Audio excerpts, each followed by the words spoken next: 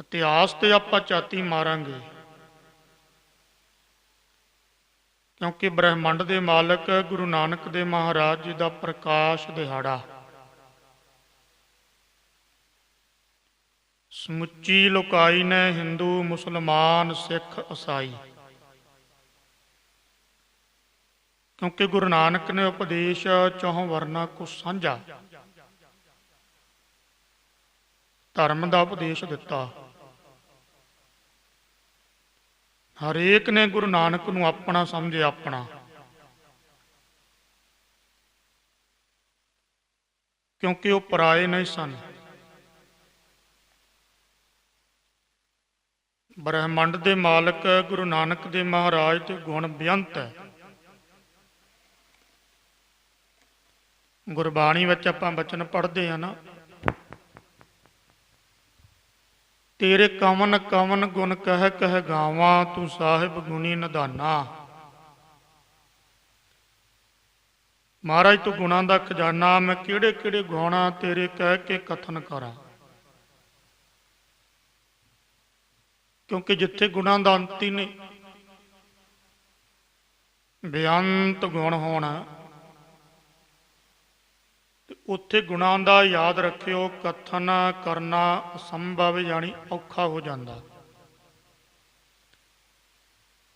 ਤੇ ਜਿੱਥੇ ਗੁਣਾਂ ਦਾ ਕਥਨ ਕਰਨਾ ਔਖਾ ਹੁੰਦਾ, ਉੱਥੇ ਸਤਿਗੁਰਾਂ ਦੇ ਚਰਨਾਂ 'ਚ ਇੱਕ ਅਰਦਾਸ ਹੁੰਦੀ ਆ ਕਿ ਮਹਾਰਾਜ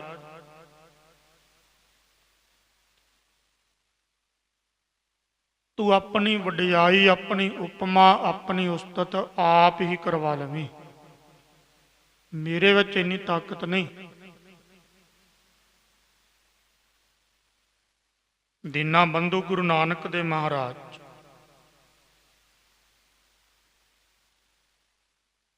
ਦਾ 550 ਸਾਲਾ ਪ੍ਰਕਾਸ਼ ਦਿਹਾੜਾ ਸਿੱਖ ਜਗਤ ਨੇ ਜਿੱਥੇ ਮਨਾਇਆ,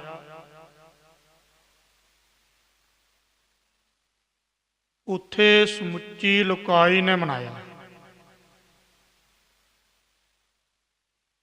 ਹੁਣ 552ਵਾਂ ਪ੍ਰਕਾਸ਼ ਦਿਹਾੜਾ ਗੁਰੂ ਨਾਨਕ ਦੇਵ ਮਹਾਰਾਜ ਦਾ ਆ ਰਿਹਾ, ਤੇ ਗੁਰੂ ਨਾਨਕ ਦੇਵ ਮਹਾਰਾਜ ਜੀ ਦੀ ਲੜੀਵਾਰ ਜਿਹੜੀ ਕਥਾ, ਇੱਕ ਲੜੀਵਾਰ ਕਥਾ ਨਾਨਕ ਪ੍ਰਕਾਸ਼, ਇਹ ਕਵੀ ਸੰਤੋਖ ਸਿੰਘ ਜੀ ਦੀ ਲਿਖਤ ਹੈ। ਭਾਈ ਬਾਲੇਵਾਲ ਸਾਖੀ, ਉਹਦੇ ਵਿੱਚੋਂ ਕਵੀ ਸੰਤੋਖ ਸਿੰਘ ਨੇ ਵਾਰਤਕ ਰੂਪ ਦੇ ਵਿੱਚ ਪਿਆ ਇਤਿਹਾਸ ਜਿਹੜਾ ਸੀ ਉਹਨੂੰ ਛੰਦਾਬੰਦੀ ਦੇ ਵਿੱਚ ਲਿਖ ਕੇ ਸਿੱਖ ਸੰਗਤ ਦੇ ਭਲੇ ਲਈ, ਗੁਰੂ ਨਾਨਕ ਦੀਆਂ ਸੰਗਤਾਂ ਦੇ ਭਲੇ ਦੇ ਲਈ, ਛੰਦਾਬੰਦੀ ਦੇ ਵਿੱਚ ਜਿੰਨੇ ਗੁਰ ਇਤਿਹਾਸਕ ਸਥਾਨ ਨੇ ਜਾਂ ਕਈ ਪਿੰਡ ਆ ਜਿਨ੍ਹਾਂ ਨੂੰ ਪ੍ਰੇਮ ਗੁਰਸਿੱਖੀ ਨਾਲ, ਇਹ ਗੁਰੂ ਨਾਨਕ ਦਾ ਇਤਿਹਾਸ, ਗੁਰੂ ਨਾਨਕ ਤੋਂ ਲੈ ਕੇ 10ਵੇਂ ਪਾਤਸ਼ਾਹ ਤੱਕ 10 ਗੁਰੂ ਸਾਹਿਬਾਨਾਂ ਦਾ ਇਤਿਹਾਸ ਕਵੀ ਸੰਤੋਖ ਸਿੰਘ ਜੀ ਨੇ ਪਿੰਗਲ ਦੇ ਆਧਾਰ ਤੇ 4 ਪੋਥੀਆਂ ਨਾਨਕ ਪ੍ਰਕਾਸ਼ ਦੀਆਂ ਲਿਖੀਆਂ, 9 ਪੋਥੀਆਂ 9 ਗੁਰੂ ਸਾਹਿਬਾਨਾਂ ਦਾ ਇਤਿਹਾਸ, ਇੱਕ ਪੋਥੀ ਦੇ ਵਿੱਚ 14ਵੀਂ ਦੇ ਵਿੱਚ ਥੋੜ੍ਹਾ ਜਿਹਾ ਵਿਦਾਂਤ ਦਾ ਜ਼ਿਕਰ ਕੀਤਾ। ਸੰਪਰਦਾਵਾਂ ਦੇ ਵਿੱਚ ਪੜ੍ਹਾਉਂਦੇ ਆ।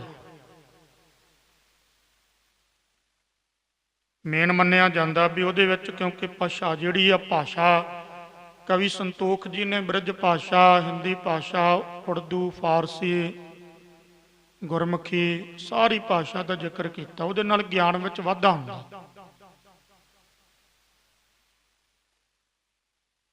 ਨਾਨਕ ਪ੍ਰਕਾਸ਼ ਦੀਆਂ 4 ਪੋਥੀਆਂ ਜਿਹੜਾ ਇਤਿਹਾਸ ਹਨ, ਉਹ ਗੁਰ ਇਤਿਹਾਸਕ ਸਥਾਨਾਂ ਦੇ ਉੱਪਰ, ਗੁਰਧਾਮਾਂ ਦੇ ਉੱਪਰ ਗਿਆਨੀ ਲੋਕ ਸਤਿਕਾਰਯੋਗ ਉਹ ਕਥਾ ਕਰਦੇ ਆ। ਔਰ ਵਾਰਤਕ ਇਤਿਹਾਸ ਹੁੰਦਾ ਵੀ ਜਿਵੇਂ ਆਪਾਂ ਪੜ੍ਹਦੇ ਹਾਂ। ਗੁਰੂ ਨਾਨਕ ਦੇਵ ਮਹਾਰਾਜ ਇੱਥੇ ਗਏ। ਗੁਰੂ ਨਾਨਕ ਦੇਵ ਮਹਾਰਾਜ ਦੇ ਨਾਲ ਭਾਈ ਮਰਦਾਨਾ, ਭਾਈ ਵਾਲਾ, ਸਿੱਧੇ ਰੂਪ ਵਿੱਚ ਮੈਂ ਕਹਿ ਦੇਵਾਂ ਵਿਸਾਖੀਆਂ ਹੈ ਤੇ ਛੰਦਾਬੰਦੀ ਆ। ਜਿਹੜਾ ਇਤਿਹਾਸ ਆ ਉਹ ਵੀ ਸਾਖੀਆਂ ਦੇ ਰੂਪ ਵਿੱਚ ਹੀ ਆ, ਪਰ ਉਹ ਕਵਿਤਾ ਆ ਜਾਂਦੀ ਆ। ਕਵਿਤਾ ਉਸ ਇਤਿਹਾਸ ਨੂੰ ਪੜ੍ਹਨ ਦੇ ਲਈ ਉਸਤਾਦਾਂ ਦੀ ਲੋੜ ਹੈ। ਗੁਣੀ ਗਿਆਨੀ ਜਿਹੜੇ ਬੁੱਧੀ ਜੀਵ ਆ ਉਹਨਾਂ ਦੀ ਲੋੜ ਹੈ। ਜਿਹੜਾ ਵਾਰਤਕ ਇਤਿਹਾਸ ਹੈ ਇਹ ਕੋਈ ਵੀ ਪੜ੍ਹ ਸਕਦਾ, ਪੰਜਾਬੀ ਆਉਣੀ ਜ਼ਰੂਰੀ ਆ। ਇਹ ਸਾਰਾ ਇਤਿਹਾਸ ਜਿਹੜਾ ਮੈਂ ਇੱਥੇ ਇੱਕ ਬੇਨਤੀ ਕਰਾਂ, ਗੁਰੂ ਨਾਨਕ ਦੇਵ ਮਹਾਰਾਜ ਸੱਚਖੰਡ ਬਿਰਾਜਮਾਨ ਹੋ ਗਏ। ਗੁਰਤਾ ਗੱਦੀ ਦਾ ਟੀਕਾ, ਗੁਰਤਾ ਗੱਦੀ ਦਾ ਤਿਲਕ ਧੰਨ ਗੁਰੂ ਅੰਗਦ ਦੇਵ ਮਹਾਰਾਜ ਨੂੰ ਦੇ ਕੇ ਰਾਵੀ ਦਰਿਆ ਦੇ ਕੰਢੇ ਤੇ ਆਪ ਗੁਰੂ ਨਾਨਕ ਦੇਵ ਮਹਾਰਾਜ ਸੱਚਖੰਡ ਪਿਆਨਾ ਕਰ ਗਏ ਤੇ ਗੁਰਤਾ ਗੱਦੀ ਦੇ ਮਾਲਕ ਭਾਈ ਲਹਿਣਾ ਜਿਨ੍ਹਾਂ ਦਾ ਨਾਮ ਸੀ,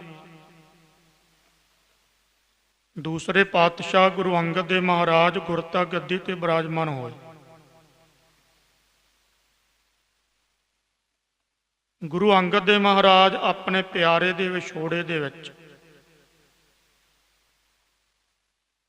ਵਿਛੋੜਾ ਝੱਲਿਆ ਨਾ ਜਾਂਦਾ, ਨੇਤਰ ਬੰਦ ਕਰਕੇ ਚੌਂਕੜਾ ਮਾਰ ਕੇ ਸਾਰਾ ਦਿਨ ਵਿਰਾਗ ਦੀ ਮੂਰਤ ਬਣ ਕੇ ਗੁਰੂ ਨਾਨਕ ਦੇਵ ਮਹਾਰਾਜ ਦੇ ਦੂਸਰੇ ਸਰੂਪ ਗੁਰੂ ਅੰਗਦ ਦੇਵ ਮਹਾਰਾਜ ਕਿਸੇ ਅਗੰਮੀ ਅਵਸਥਾ ਦੇ ਵਿੱਚ ਬੈਠੇ ਰਹਿੰਦੇ। ਇੱਕ ਦਿਨ ਸਿੱਖ ਸੰਗਤਾਂ ਆਈਆਂ। ਬ੍ਰਹਮ ਗਿਆਨੀ ਬਾਬਾ ਬੁੱਢਾ ਜੀ, ਬਾਬਾ ਜੀਵਾ ਜੀ ਆਦਿਕ,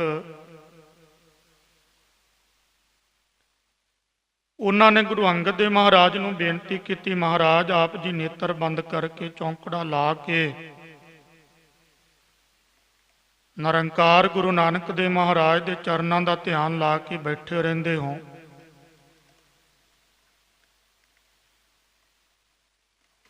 ਪਰ ਸਿੱਖ ਸੰਗਤਾਂ ਜਿਹੜੀਆਂ ਆਉਂਦੀਆਂ ਦੂਰ ਦੁਰਾਡਿਓਂ,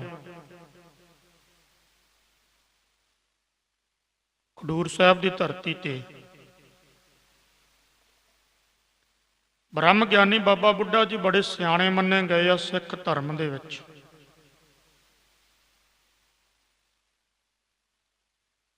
ਉਹਨਾਂ ਨੇ ਬੇਨਤੀ ਕੀਤੀ, ਗੁਰੂ ਅੰਗਦ ਗੁਰੂ ਨਾਨਕ ਸਰੂਪ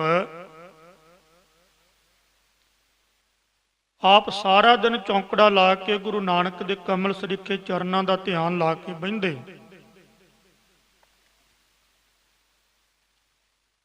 ਪਰ ਸਿੱਖ ਸੰਗਤਾਂ ਦੂਰ ਦੁਰਾਡੇ ਤੋਂ ਆਉਂਦੀਆਂ। ਉਹਨਾਂ ਦੀ ਮਨਸ਼ਾ, ਉਹਨਾਂ ਦੇ ਮਨ ਦੀ ਇੱਛਾ ਇੱਕ ਅੰਦਰ ਕਸ਼ਿਸ਼ ਹੈ, ਖਿੱਚ ਹੈ। ਗੁਰੂ ਅੰਗਦ ਦੇਵ ਮਹਾਰਾਜ ਸੁਣੀ ਗਏ।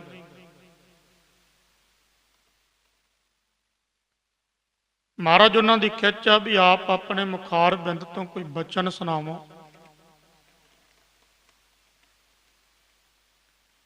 ਜਿਨ੍ਹਾਂ ਬਚਨਾਂ ਨੂੰ ਸੁਣ ਕੇ ਕਲਯੁਗੀ ਜੀਵਾਂ ਦਾ ਉਧਾਰ ਹੋਵੇ। ਸੰਗਤਾਂ ਨੂੰ ਪਤਾ ਲੱਗਿਆ ਕਿ ਗੁਰਤਾ ਗੱਦੀ ਤੇ ਬਿਰਾਜਮਾਨ ਤੁਸੀਂ ਹੋ, ਗੁਰੂ ਨਾਨਕ ਸਰੂਪ ਤੁਸੀਂ ਹੋ। ਨਿਰੰਕਾਰ ਦਾ ਉਪਦੇਸ਼, ਵਾਹਿਗੁਰੂ ਦੇ ਨਾਮ ਦਾ ਉਪਦੇਸ਼, ਅਕਾਲ ਦੀ ਬਾਣੀ ਦਾ ਉਪਦੇਸ਼ ਆਪ ਜੀ ਦੇ ਮੁਖ ਤੋਂ ਸੰਗਤਾਂ ਸੁਣਨਾ ਚਾਹੁੰਦੀਆਂ ਨੇ। ਗੁਰੂ ਅੰਗਦ ਦੇਵ ਮਹਾਰਾਜ ਥੋੜਾ ਜਿਹਾ ਮੁਸਕਰਾਏ, ਬਾਬਾ ਬੁੱਢਾ ਜੀ ਨੂੰ ਮੁਸਕਰਾ ਕੇ ਕਹਿਣ ਲੱਗੇ, ਬ੍ਰਹਮ ਗਿਆਨੀ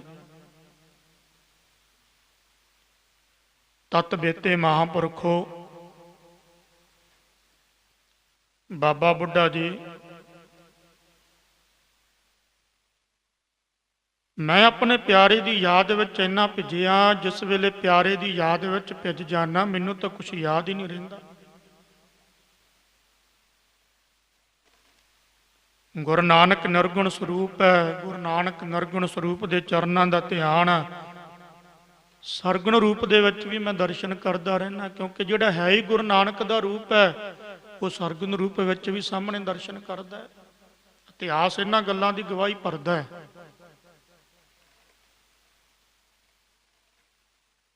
ਜਦੋਂ ਬ੍ਰਹਮ ਗਿਆਨੀ ਬਾਬਾ ਮੋਹਨ ਜੀ ਨੇ ਪੋਥੀਆਂ ਨਹੀਂ ਨਾ ਦਿੱਤੀਆਂ ਸੀ, ਬਾਬਾ ਬੁੱਢਾ ਜੀ ਨੂੰ ਮੋੜਿਆ, ਭਾਈ ਗੁਰਦਾਸ ਜੀ ਨੂੰ ਮੋੜਿਆ, ਫਿਰ ਗੁਰੂ ਅਰਜਨ ਦੇਵ ਮਹਾਰਾਜ ਗਏ ਗੋਇੰਦਵਾਲ ਸਾਹਿਬ। ਜਿਸ ਵੇਲੇ ਬਾਉਲੀ ਸਾਹਿਬ ਥੱਲੇ ਇਸ਼ਨਾਨ ਪਾਣੀ ਕਰਕੇ ਉੱਪਰ ਆਉਣ ਲੱਗੇ ਤੇ ਬਾਉਲੀ ਸਾਹਿਬ ਦੇ ਵਿੱਚ ਗੁਰੂ ਅਮਰਦਾਸ ਮਹਾਰਾਜ ਜੀ ਨੇ ਗੁਰੂ ਅਰਜਨ ਦੇਵ ਮਹਾਰਾਜ ਨੂੰ ਦਰਸ਼ਨ ਦਿੱਤੇ ਸਨ। ਸਰਗੁਣ ਰੂਪ ਦੇ ਵਿੱਚ ਸਾਰੀ ਗੱਲ ਸਮਝਾਈ, ਕਿਉਂਕਿ ਗੁਰੂ ਅਰਜਨ ਦੇਵ ਮਹਾਰਾਜ ਦੋਤਾ ਜੀ ਸਨ। ਦੋਤਾ ਜੀ, ਮੇਰਾ ਪੁੱਤਰ ਬਾਬਾ ਮੋਹਨ ਜੀ ਤੁਹਾਨੂੰ ਬਹੁਤ ਕੁਝ ਕਹੇਗਾ, ਮੰਦਾ ਬੋਲੇਗਾ, ਭੈੜਾ ਬੋਲੇਗਾ, ਅੱਪ ਬੋਲ ਬੋਲੇਗਾ, ਪਰ ਤੁਸੀਂ ਨਿਮਰਤਾ ਚ ਰਹਿਣਾ। ਇਹਦਾ ਮਤਲਬ ਗੁਰੂ ਸਾਹਿਬਾਨ ਜਿੱਥੇ ਪੰਜਵੇਂ ਸਰੂਪ ਹੈ ਉੱਥੇ ਤੀਸਰਾ ਸਰੂਪ ਗੁਰੂ ਸਾਹਿਬ ਦੇ ਸਾਹਮਣੇ ਸਨਮੁਖ ਆਇਆ। ਨਿਰਗੁਣ ਹੀ ਸਰਗੁਣ ਹੋ ਰਿਹਾ। ਬ੍ਰਹਮ ਗਿਆਨੀ ਬਾਬਾ ਬੁੱਢਾ ਜੀ ਕਹਿਣ ਲੱਗੇ, ਕਹਿੰਦੇ ਮਹਾਰਾਜ ਕਿਰਪਾ ਕਰੋ, ਸਿੱਖ ਸੰਗਤਾਂ ਪੂਰੀ ਲੋਕਾਈ ਪੂਰਾ ਜਗਤ ਤਰਾਹ ਤਰਾਹ ਕਰ ਰਿਹਾ, ਬਬੀਏ ਦੀ ਤਰ੍ਹਾਂ ਪ੍ਰਯੋਗ ਕਰ ਰਿਹਾ ਵੀ ਕਿਸ ਵੇਲੇ ਗੁਰੂ ਅੰਗਦ ਦੇਵ ਮਹਾਰਾਜ ਆਪਣੇ ਮੁਖ ਤੋਂ ਅੰਮ੍ਰਿਤ ਰੂਪੀ ਬੂੰਦ ਉਚਾਰਨ ਕਰਨ ਤੇ ਅਸੀਂ ਉਹ ਅੰਮ੍ਰਿਤ ਰੂਪੀ ਬੂੰਦ ਨੂੰ ਮੁਖ ਵਿੱਚ ਪਾ ਕੇ ਤ੍ਰਿਪਤ ਹੋ ਜਾਈਏ। ਰਹਿਮਤ ਕਰੋ। ਬ੍ਰਹਮ ਗਿਆਨੀ ਬਾਬਾ ਬੁੱਢਾ ਜੀ ਦੇ ਬਚਨ ਸੁਣ ਕੇ ਗੁਰੂ ਅੰਗਦ ਦੇਵ ਮਹਾਰਾਜ ਕਹਿਣ ਲੱਗੇ, ਦੇਖ ਬਾਬਾ ਜੀ, ਜੇ ਬਚਨ ਹੀ ਆਪਾਂ ਕਰਨੇ ਆ ਤੇ ਜੇ ਬਚਨ ਹੀ ਸੁਣਨੇ ਆ ਤੇ ਜੇ ਬਚਨਾਂ ਦੀ ਸਾਂਝ ਹੀ ਕਰਨੀ ਆ, ਜੇ ਵਿਚਾਰ ਹੀ ਕਰਨੀ ਆ, ਜੇ ਰੱਬ ਦੀ ਗੱਲ ਕਰਨੀ ਆ, ਤੇ ਫਿਰ ਕਿਉਂ ਨਾ ਗੁਰੂ ਨਾਨਕ ਦੀ ਹੋਵੇ। ਕਹਿੰਦੇ ਕਿੱਦਾਂ? ਗੁਰੂ ਨਾਨਕ ਦਾ ਇਤਿਹਾਸ ਮੇਰੇ ਪੂਰੇ ਦੀ ਗੱਲ ਹੋਵੇ, ਗੁਰੂ ਨਾਨਕ ਦੀ ਹੋਵੇ, ਪਰ ਅਧੂਰੀ ਕਿਉਂ? ਇੱਥੇ ਨਿਮਰਤਾ ਦੇਖੋ ਗੁਰੂ ਅੰਗਦ ਦੇਵ ਮਹਾਰਾਜ ਦੀ। ਗੁਰੂ ਨਾਨਕ ਸੱਚਖੰਡ ਪਿਆਨਾ ਕਰ ਗਿਆ, ਗੁਰੂ ਅੰਗਦ ਦੇਵ ਮਹਾਰਾਜ ਕਹਿਣ ਲੱਗੇ ਪਰ ਜੇ ਬਚਨ ਕਰਨੇ ਆ ਤਾਂ ਪੂਰੇ ਦੇ ਹੋਣ। ਜਾਣੀ ਇੱਥੋਂ ਤੱਕ ਇਹ ਵੀ ਨਹੀਂ ਕਿਹਾ ਵੀ ਅਸੀਂ ਸੁਣਾਉਣੇ ਆ। ਮੇਰੇ ਵਰਗਾ ਤਾਂ ਹੁਣ ਕਹਿੰਦਾ ਨਾ ਵੀ, ਕਿਉਂਕਿ ਹਰੇਕ ਬੰਦਾ ਸੁਣਾਉਣ ਨੂੰ ਕਾਹਲਾ, ਸੁਣਨ ਨੂੰ ਕੋਈ ਨਹੀਂ। ਯਾਦ ਰੱਖਿਓ, ਜਿੰਨਾ ਚਿਰ ਸੁਣਾਉਣ ਦੀ ਇੱਛਾ ਨਾ ਸੁਣਾਉਣ ਦੀ, ਉਹਨਾਂ ਚਿਰ ਸੁਣਨ ਦੀ ਇੱਛਾ ਨਹੀਂ ਹੋ ਸਕਦੀ। ਤੇ ਜਿੰਨਾ ਚਿਰ ਸੁਣਾਉਣ ਦੀ ਇੱਛਾ ਉਹਨਾਂ ਚਿਰ ਪਾਰ ਉਤਾਰਾ ਵੀ ਨਹੀਂ ਹੋ ਸਕਦਾ। ਇਹ ਗੱਲ ਬੜੀ ਗਹਿਰੀ ਆ। ਜਿਹਦੇ ਕੋਲ ਮਰਜ਼ੀ ਰੁਕ ਜੋ, ਹਰੇਕ ਕਹਿੰਦਾ ਮੈਂ ਸੁਣਾਵਾਂ ਕੁਝ, ਮੈਂ ਸੁਣਾਵਾਂ, ਮੈਂ ਸੁਣਾਵਾਂ। ਸੁਣਨਾ ਔਖਾ ਹੈ। ਸੁਣਿਆ ਸਿੱਧ ਪੀਰ ਸੁਰਨਾਥ, ਜਿਨ੍ਹਾਂ ਨੇ ਸੁਣ ਲਿਆ ਉਹਨਾਂ ਦਾ ਪਾਰ ਉਤਾਰਾ ਹੋ ਗਿਆ। ਸੁਣਾਉਣਾ ਹੰਕਾਰ ਦਾ ਪ੍ਰਤੀਕ ਹੈ, ਸੁਣਨਾ ਨਿਮਰਤਾ ਦਾ ਪ੍ਰਤੀਕ ਹੈ। ਗੁਰੂ ਨੇ ਸੁਣਿਆ, ਜਿੱਥੇ ਸੁਣਿਆ ਉੱਥੇ ਸੁਣਾਇਆ ਵੀ। ਗੁਰੂ ਪਹਿਲਾਂ ਸੁਣਦਾ ਹੈ। ਭਰਿਆ ਭਾਂਡਾ ਹੋਵੇ ਤੇ ਗੁਰੂ ਤੋਰ ਦਿੰਦਾ ਵੀ ਮੈਂ ਕੀ ਪਾਵਾਂ ਇਹਦੇ ਵਿੱਚ, ਵੀ ਇਹ ਤਾਂ ਅੱਗੇ ਭਰਿਆ ਪਿਆ। ਜਿਸ ਵੇਲੇ ਭਾਂਡਾ ਖਾਲੀ ਹੋ ਜਾਂਦਾ, ਝੋਲੀ ਖਾਲੀ ਹੋ ਜਾਂਦੀ, ਆਪਾਂ ਗੁਰੂ ਕੋਲੇ ਜਾਂਦੇ ਆ, ਮਹਾਰਾਜ ਕੁਝ ਸੁਣਾ। ਫਿਰ ਗੁਰੂ ਸੁਣਾਉਂਦਾ ਹੈ। ਭਾਂਡਾ ਭਰਦਾ ਹੈ ਗੁਰੂ ਦਾ ਉਪਦੇਸ਼।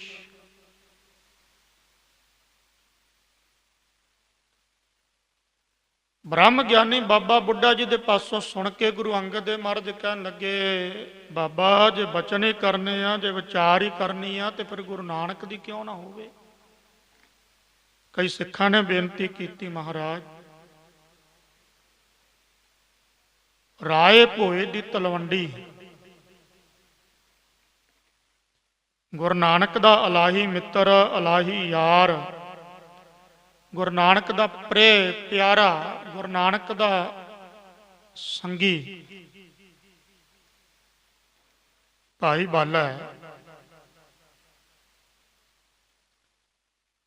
ਉਹਨਾਂ ਨੂੰ ਸਾਰੇ ਗੁਰੂ ਨਾਨਕ ਦੇ ਇਤਿਹਾਸ ਦਾ ਪਤਾ, ਕਿਉਂਕਿ ਹੱਡ ਬੀਤੀਆਂ। ਮਹਾਰਾਜ ਕਹਿੰਦੇ ਭਾਈ ਬਾਲੇ ਨੂੰ ਸੱਦੋ। ਪਿਆਰ ਵਾਲੇ ਗੁਰੂ ਕੇ ਸਿੱਖ ਖਡੂਰ ਸਾਹਿਬ ਤੋਂ ਰਾਏ ਭੋਏ ਦੀ ਤਲਵੰਡੀ ਗਏ। ਭਾਈ ਬਾਲੇ ਨੂੰ ਮਿਲੇ। ਭਾਈ ਬਾਲਾ ਬੜਾ ਖੁਸ਼ ਹੋਇਆ ਵੀ ਮੈਨੂੰ ਗੁਰੂ ਅੰਗਦ ਨੇ, ਮੰਨ ਲਓ ਗੁਰੂ ਨਾਨਕ ਨੇ ਯਾਦ ਕੀਤਾ।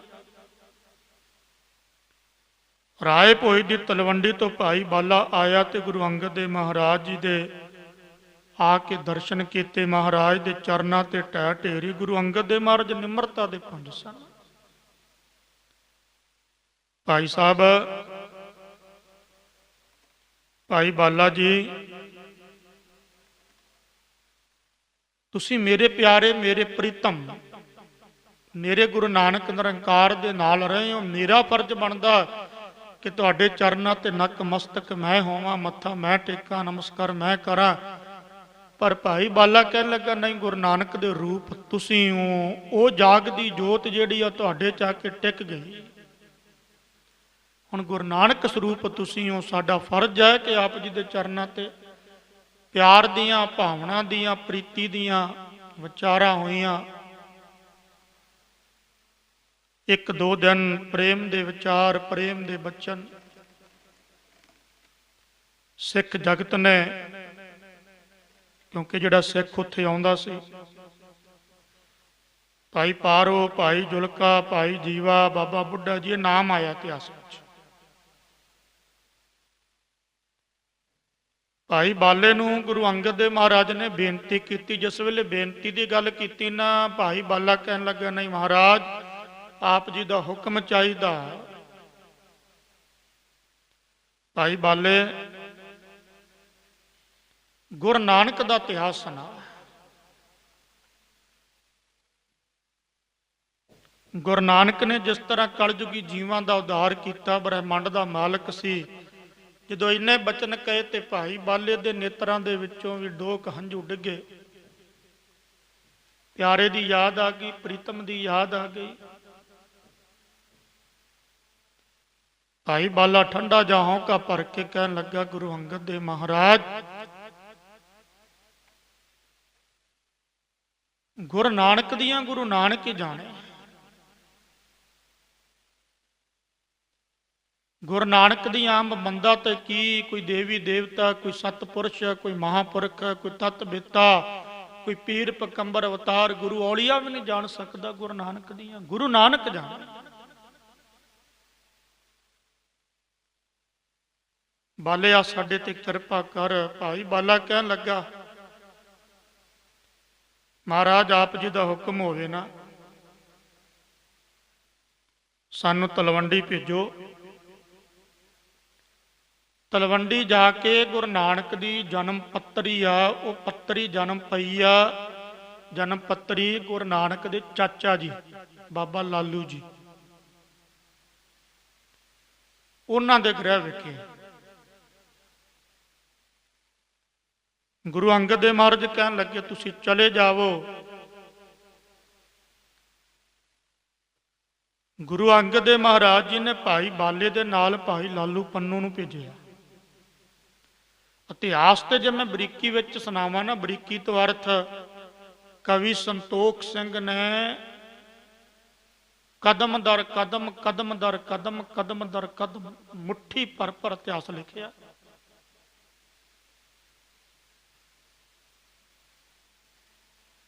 ਜਿਵੇਂ ਗੁਰੂ ਨਾਨਕ ਦੇਵ ਮਹਾਰਾਜ ਦੇ ਸਰੂਪ ਗੁਰੂ ਅੰਗਦ ਦੇਵ ਮਹਾਰਾਜ ਤੋਂ ਆਗਿਆ ਲੈ ਕੇ ਭਾਈ ਬਾਲਾ ਤੇ ਭਾਈ ਲਾਲੂ ਪੰਨੂ ਜੀ ਤੁਰੇ ਆ ਨਾ, ਤੇ ਰਸਤੇ ਦੇ ਵਿੱਚ ਜੋ ਬਚਨ ਬਲਾਸ ਹੋਏ ਉਹ ਵੀ ਲਿਖਿਆ ਕਵੀ ਸਾਹਿਬ ਨੇ। ਬਾ ਕਮਾਲ ਰਚਨਾ ਸੀ ਕਵੀ ਸੰਤੋਖ ਸਿੰਘ ਦੀ, ਬਾ ਕਮਾਲ, ਬਾ ਕਮਾਲ। ਗੁਰੂ ਨਾਨਕ ਦੀ ਰਹਿਮਤ ਆ ਉਹਨਾਂ ਤੇ, ਗੁਰੂ ਗੋਬਿੰਦ ਸਿੰਘ ਮਹਾਰਾਜ, ਗੁਰੂ ਗ੍ਰੰਥ ਸਾਹਿਬ ਮਹਾਰਾਜ ਦੀ ਰਹਿਮਤ। ਇੱਕ ਛੰਦ ਬਣਾਉਣਾ ਔਖਾ ਹੋ ਜਾਂਦਾ, ਇੱਕ ਕਵਿਤਾ ਬਣਾਉਣੀ ਔਖੀ ਹੋ ਜਾਂਦੀ। ਉਹਨਾਂ ਨੇ ਛੰਦਾਬੰਦੀ ਦੇ ਵਿੱਚ 14 ਪੋਥੀਆਂ ਲਿਖ ਦਿੱਤੀਆਂ। ਕੋਈ ਇਹ ਬਿਨਾਂ ਕਿਰਪਾ ਤੋਂ ਨਹੀਂ, ਬਿਨਾਂ ਰਹਿਮਤ ਬਖਸ਼ਿਸ਼ ਤੋਂ ਨਹੀਂ। ਤੁਰ ਪਏ ਭਾਈ ਬਾਲਾ ਤੇ ਭਾਈ ਪੰਨੂ ਜੀ। ਰਸਤੇ ਦੇ ਵਿੱਚ ਗੁਰੂ ਨਾਨਕ ਦੇ ਗੁਣ ਗਾਏ। ਰਾਏ ਭੋਏ ਦੀ ਤਲਵੰਡੀ ਪਹੁੰਚੇ, ਗੁਰੂ ਨਾਨਕ ਦੇਵ ਮਹਾਰਾਜ ਦੇ ਚਾਚਾ ਜੀ ਨੂੰ ਮਿਲੇ, ਬਾਬਾ ਲਾਲੂ ਜੀ ਸਤਿਕਾਰਯੋਗ। ਬਾਬਾ ਲਾਲੂ ਜੀ ਮਿਲੇ ਜਿਸ ਵੇਲੇ ਭਾਈ ਬਾਲਾ ਜੀ ਨੂੰ ਪਿਆਰ ਸਤਿਕਾਰ ਦੇ ਨਾਲ, ਪ੍ਰੇਮ ਦੇ ਨਾਲ ਬਾਬਾ ਲਾਲੂ ਜੀ ਨੇ ਪੁੱਛਿਆ ਗੁਰੂ ਨਾਨਕ ਦੀ ਗੁਰਤਾ ਗੱਦੀ ਤੇ ਕੌਣ ਆ? ਤੇ ਉਹਨਾਂ ਨੇ ਦੱਸਿਆ ਵੀ ਅੱਜ ਦੇ ਸਮੇਂ ਗੁਰੂ ਨਾਨਕ ਦੀ ਗੁਰਤਾ ਗੱਦੀ ਤੇ ਦੂਸਰੇ ਸਰੂਪ ਗੁਰੂ ਅੰਗਦ ਦੇਵ ਮਹਾਰਾਜ ਜੀ, ਉਹ ਬਿਰਾਜਮਾਨ ਆ ਖਡੂਰ ਸਾਹਿਬ ਦੀ ਧਰਤੀ ਤੇ। ਖਡੂਰ ਸਾਹਿਬ ਵੱਲ ਮੁੱਖ ਕਰਕੇ, ਜਾਣੀ ਚੜ੍ਹਦੇ ਵੱਲ ਮੁੱਖ ਕਰਕੇ ਬਾਬਾ ਲਾਲੂ ਜੀ ਨੇ ਮੱਥਾ ਟੇਕਿਆ, ਸਿਰ ਝੁਕਾਇਆ ਵੀ ਗੁਰੂ ਨਾਨਕ ਦੀ ਜੋਤ ਗੁਰੂ ਨਾਨਕ ਹੀ ਹੈ। ਭਾਈ ਬਾਲਾ ਜੀ ਹੁਕਮ, ਭਾਈ ਬਾਲਾ ਜੀ ਕਹਿਣ ਲੱਗੇ ਬਾਬਾ ਲਾਲੂ ਜੀ ਹੁਕਮ ਨਹੀਂ, ਬੇਨਤੀ ਆ, ਗੁਰੂ ਨਾਨਕ ਦੀ ਜਨਮ ਪੱਤਰੀ ਚਾਹੀਦੀ ਆ। ਇਤਿਹਾਸ ਇਸ ਗੱਲ ਦੀ ਗਵਾਹੀ ਦਿੰਦਾ ਕਿ ਜਿਸ ਵੇਲੇ ਇਹ ਗੱਲ ਕਹੀ ਭਾਈ ਬਾਲਾ ਜੀ ਨੇ, ਭਾਈ ਬਾਲਾ ਜੀ ਦੇ ਪਾਸੋਂ ਸੁਣ ਕੇ ਬਾਬਾ ਲਾਲੂ ਜੀ ਕਹਿਣ ਲੱਗੇ, ਦੇਖੋ ਭਾਈ ਬਾਲਾ ਜੀ, ਤੁਹਾਨੂੰ ਵੀ ਪਤਾ ਗੁਰੂ ਨਾਨਕ ਦੇ ਪਿਤਾ ਜੀ ਪਟਵਾਰੀ ਸਨ, ਤੇ ਜਿਹੜਾ ਗੁਰੂ ਨਾਨਕ ਦੇ ਪਿਤਾ ਦਾ ਪੁਸਤਕਾਲਿਆ ਕਹਿੰਦੇ ਆ ਵੀ ਜਿੱਥੇ ਬਹੁਤ ਜ਼ਿਆਦਾ ਕਿਤਾਬਾਂ ਆਦਿਕ ਪਈਆਂ ਹੋਣ, ਅੱਜ ਲਾਇਬ੍ਰੇਰੀ ਕਹਿ ਦਿੰਦੇ ਤੁਹਾਡੀ ਭਾਸ਼ਾ ਵਿੱਚ, ਅੰਗਰੇਜ਼ੀ 'ਚ, ਸਾਡੀ ਭਾਸ਼ਾ 'ਚ ਪੁਸਤਕਾਲਿਆ ਕਹਿ ਦਿੰਦੇ ਆ। ਪੁਸਤਕਾਲਿਆ 'ਚ ਦੇਖ ਲਵੋ, ਮਿਲਣੀ ਚਾਹੀਦੀ ਆ। ਇਤਿਹਾਸ ਦੱਸਦਾ ਕਿ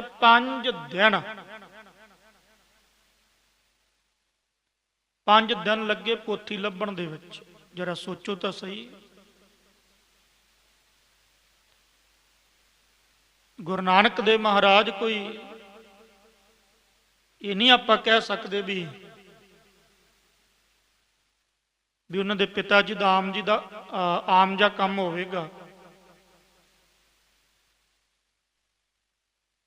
ਸਤਿਕਾਰਯੋਗ ਬਾਬਾ ਮਹਿਤਾ ਕਾਲੂ ਜੀ ਦਾ 5 ਦਿਨ ਲੱਗੇ, ਕਿਤਾਬਾਂ ਫਰੋਲੀਆਂ, ਪੁਸਤਕਾਲਿਆ ਫਰੋਲੀ, ਫੇਰ ਜਾ ਕੇ ਗੁਰੂ ਨਾਨਕ ਦੇਵ ਮਹਾਰਾਜ ਦੀ ਜਨਮ ਪੱਤਰੀ ਹੱਥ ਵਿੱਚ ਲੱਗੀ। ਭਾਈ ਬਾਲੇ ਜੀ ਨੇ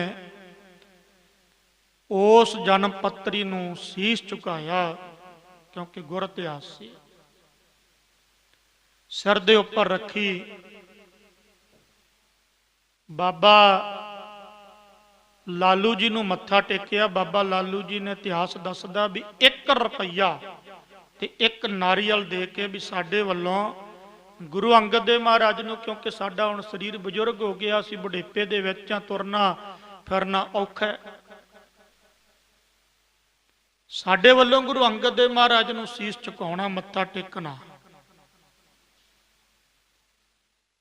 ਭਾਈ ਬਾਲਾ ਜੀ ਤੇ ਭਾਈ ਪੰਨੂ ਜੀ ਰਾਏ ਭੋਏ ਦੀ ਤਲਵੰਡੀ ਤੋਂ ਚੱਲੇ, ਖਡੂਰ ਸਾਹਿਬ ਆਏ, ਹਜੂਰ ਦੇ ਚਰਨਾਂ ਤੇ ਆ ਕੇ ਨਮਸਕਾਰ ਕੀਤੀ। ਹਜੂਰ ਨੂੰ ਬੇਨਤੀ ਕੀਤੀ, ਗੁਰੂ ਅੰਗਦ ਦੇਵ ਮਹਾਰਾਜ, ਗੁਰੂ ਨਾਨਕ ਦੇਵ ਮਹਾਰਾਜ ਜਿਹੜੀ ਜਨਮ ਪੱਤਰੀ ਸੀ ਉਹ ਮਿਲ ਗਈ। ਜਿਸ ਵੇਲੇ ਇਹ ਗੱਲ ਸੁਣੀ ਗੁਰੂ ਅੰਗਦ ਦੇਵ ਮਹਾਰਾਜ 9 ਹੋ ਗਏ, ਖਿੜ ਗਏ, ਹਿਰਦਾ ਖਿੜ ਗਿਆ,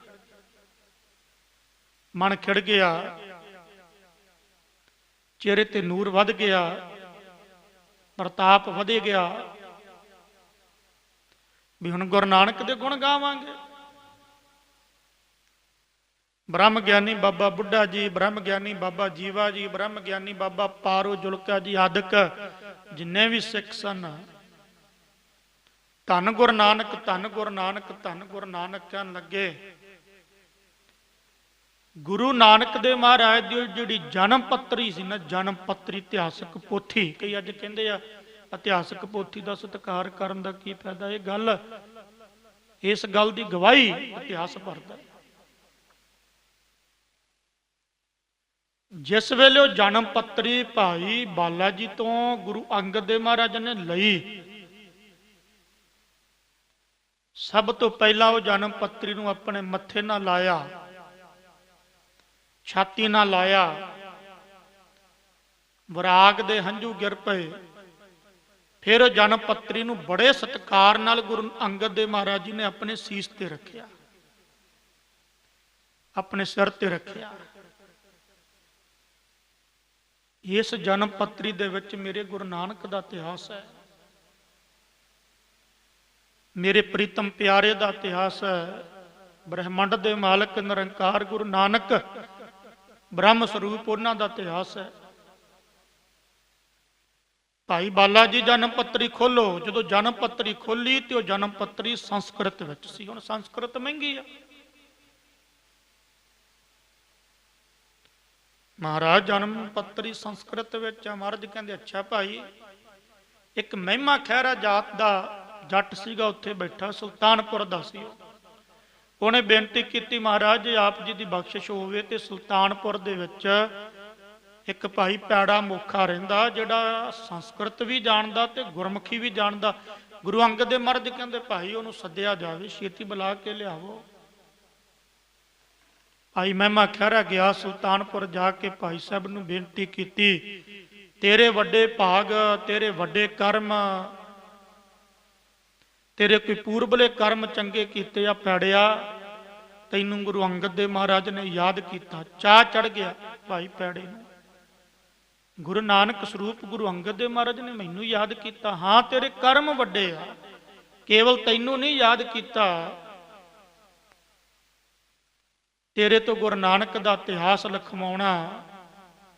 ਤੇਰੇ ਹੱਥ ਵੀ ਪਵਿੱਤਰ ਹੋ ਜਾਣਗੇ, ਤੇਰੇ ਨੇਤਰ ਵੀ ਪਵਿੱਤਰ ਹੋ ਜਾਣਗੇ, ਤੇਰਾ ਸਾਰਾ ਸਰੀਰ, ਤੇਰੀ ਕਾਇਆ ਪਵਿੱਤਰ ਹੋ ਜਾਣੀ ਹੈ। ਸੁਣ ਕੇ ਗਦਗਦ ਹੋ ਗਿਆ ਭਾਈ ਪੈੜਾ।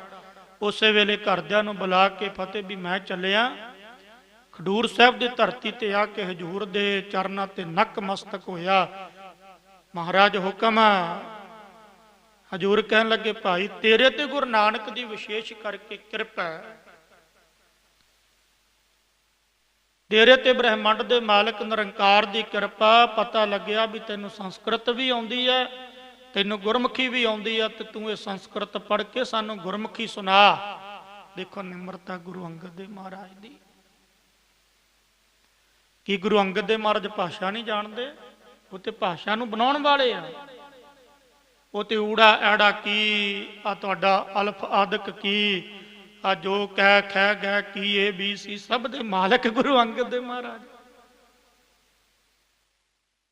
ਪਰ ਇੱਕ ਨਿਮਰਤਾ, ਇੱਕ ਜੁਗਤੀ, ਇੱਕ ਤਰੀਕਾ, ਕਿਸੇ ਤਰੀਕੇ ਦੇ ਨਾਲ ਗੁਰੂ ਕੇ ਸਿੱਖ ਦਾ ਭਲਾ ਵੀ ਤੇ ਗੁਰੂ ਅੰਗਦ ਦੇਵ ਮਹਾਰਾਜ ਨੇ ਕਰਵਾਉਣਾ ਨਾ। ਪੈੜਿਆ ਮਹਾਰਾਜ ਸਤ ਬਚਨ, ਤੂੰ ਸੰਸਕ੍ਰਿਤ ਸੁਣਾ।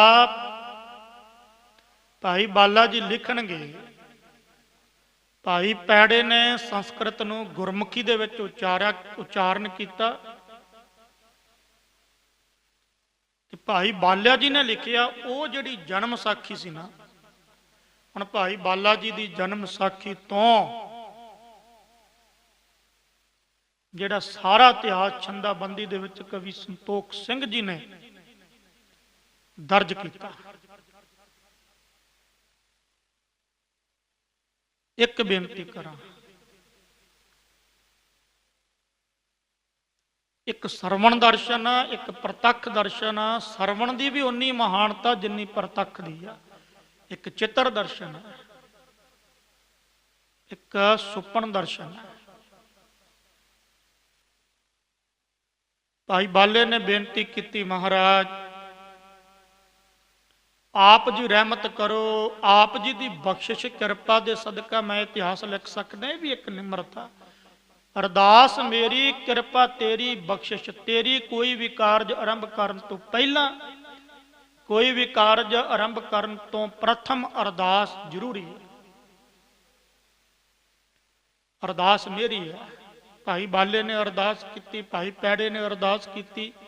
ਗੁਰੂ ਅੰਗਦ ਦੇ ਮਹਾਰਾਜ ਦੇ ਚਰਨਾਂ ਤੇ ਗੁਰੂ ਅੰਗਦ ਦੇ ਮਹਾਰਾਜ ਕਹਿਣ ਲੱਗੇ, ਬਾਲਿਆ, ਭਾਈ ਪੈੜੇ, ਇਹ ਗੁਰੂ ਨਾਨਕ ਦੀ ਸਿੱਖ ਸੰਗਤ ਤੁਹਾਡੇ ਹਮੇਸ਼ਾ ਚਿੱਤ ਦੇ ਵਿੱਚ ਨਿਰੰਕਾਰ ਗੁਰੂ ਨਾਨਕ ਵਸੇ।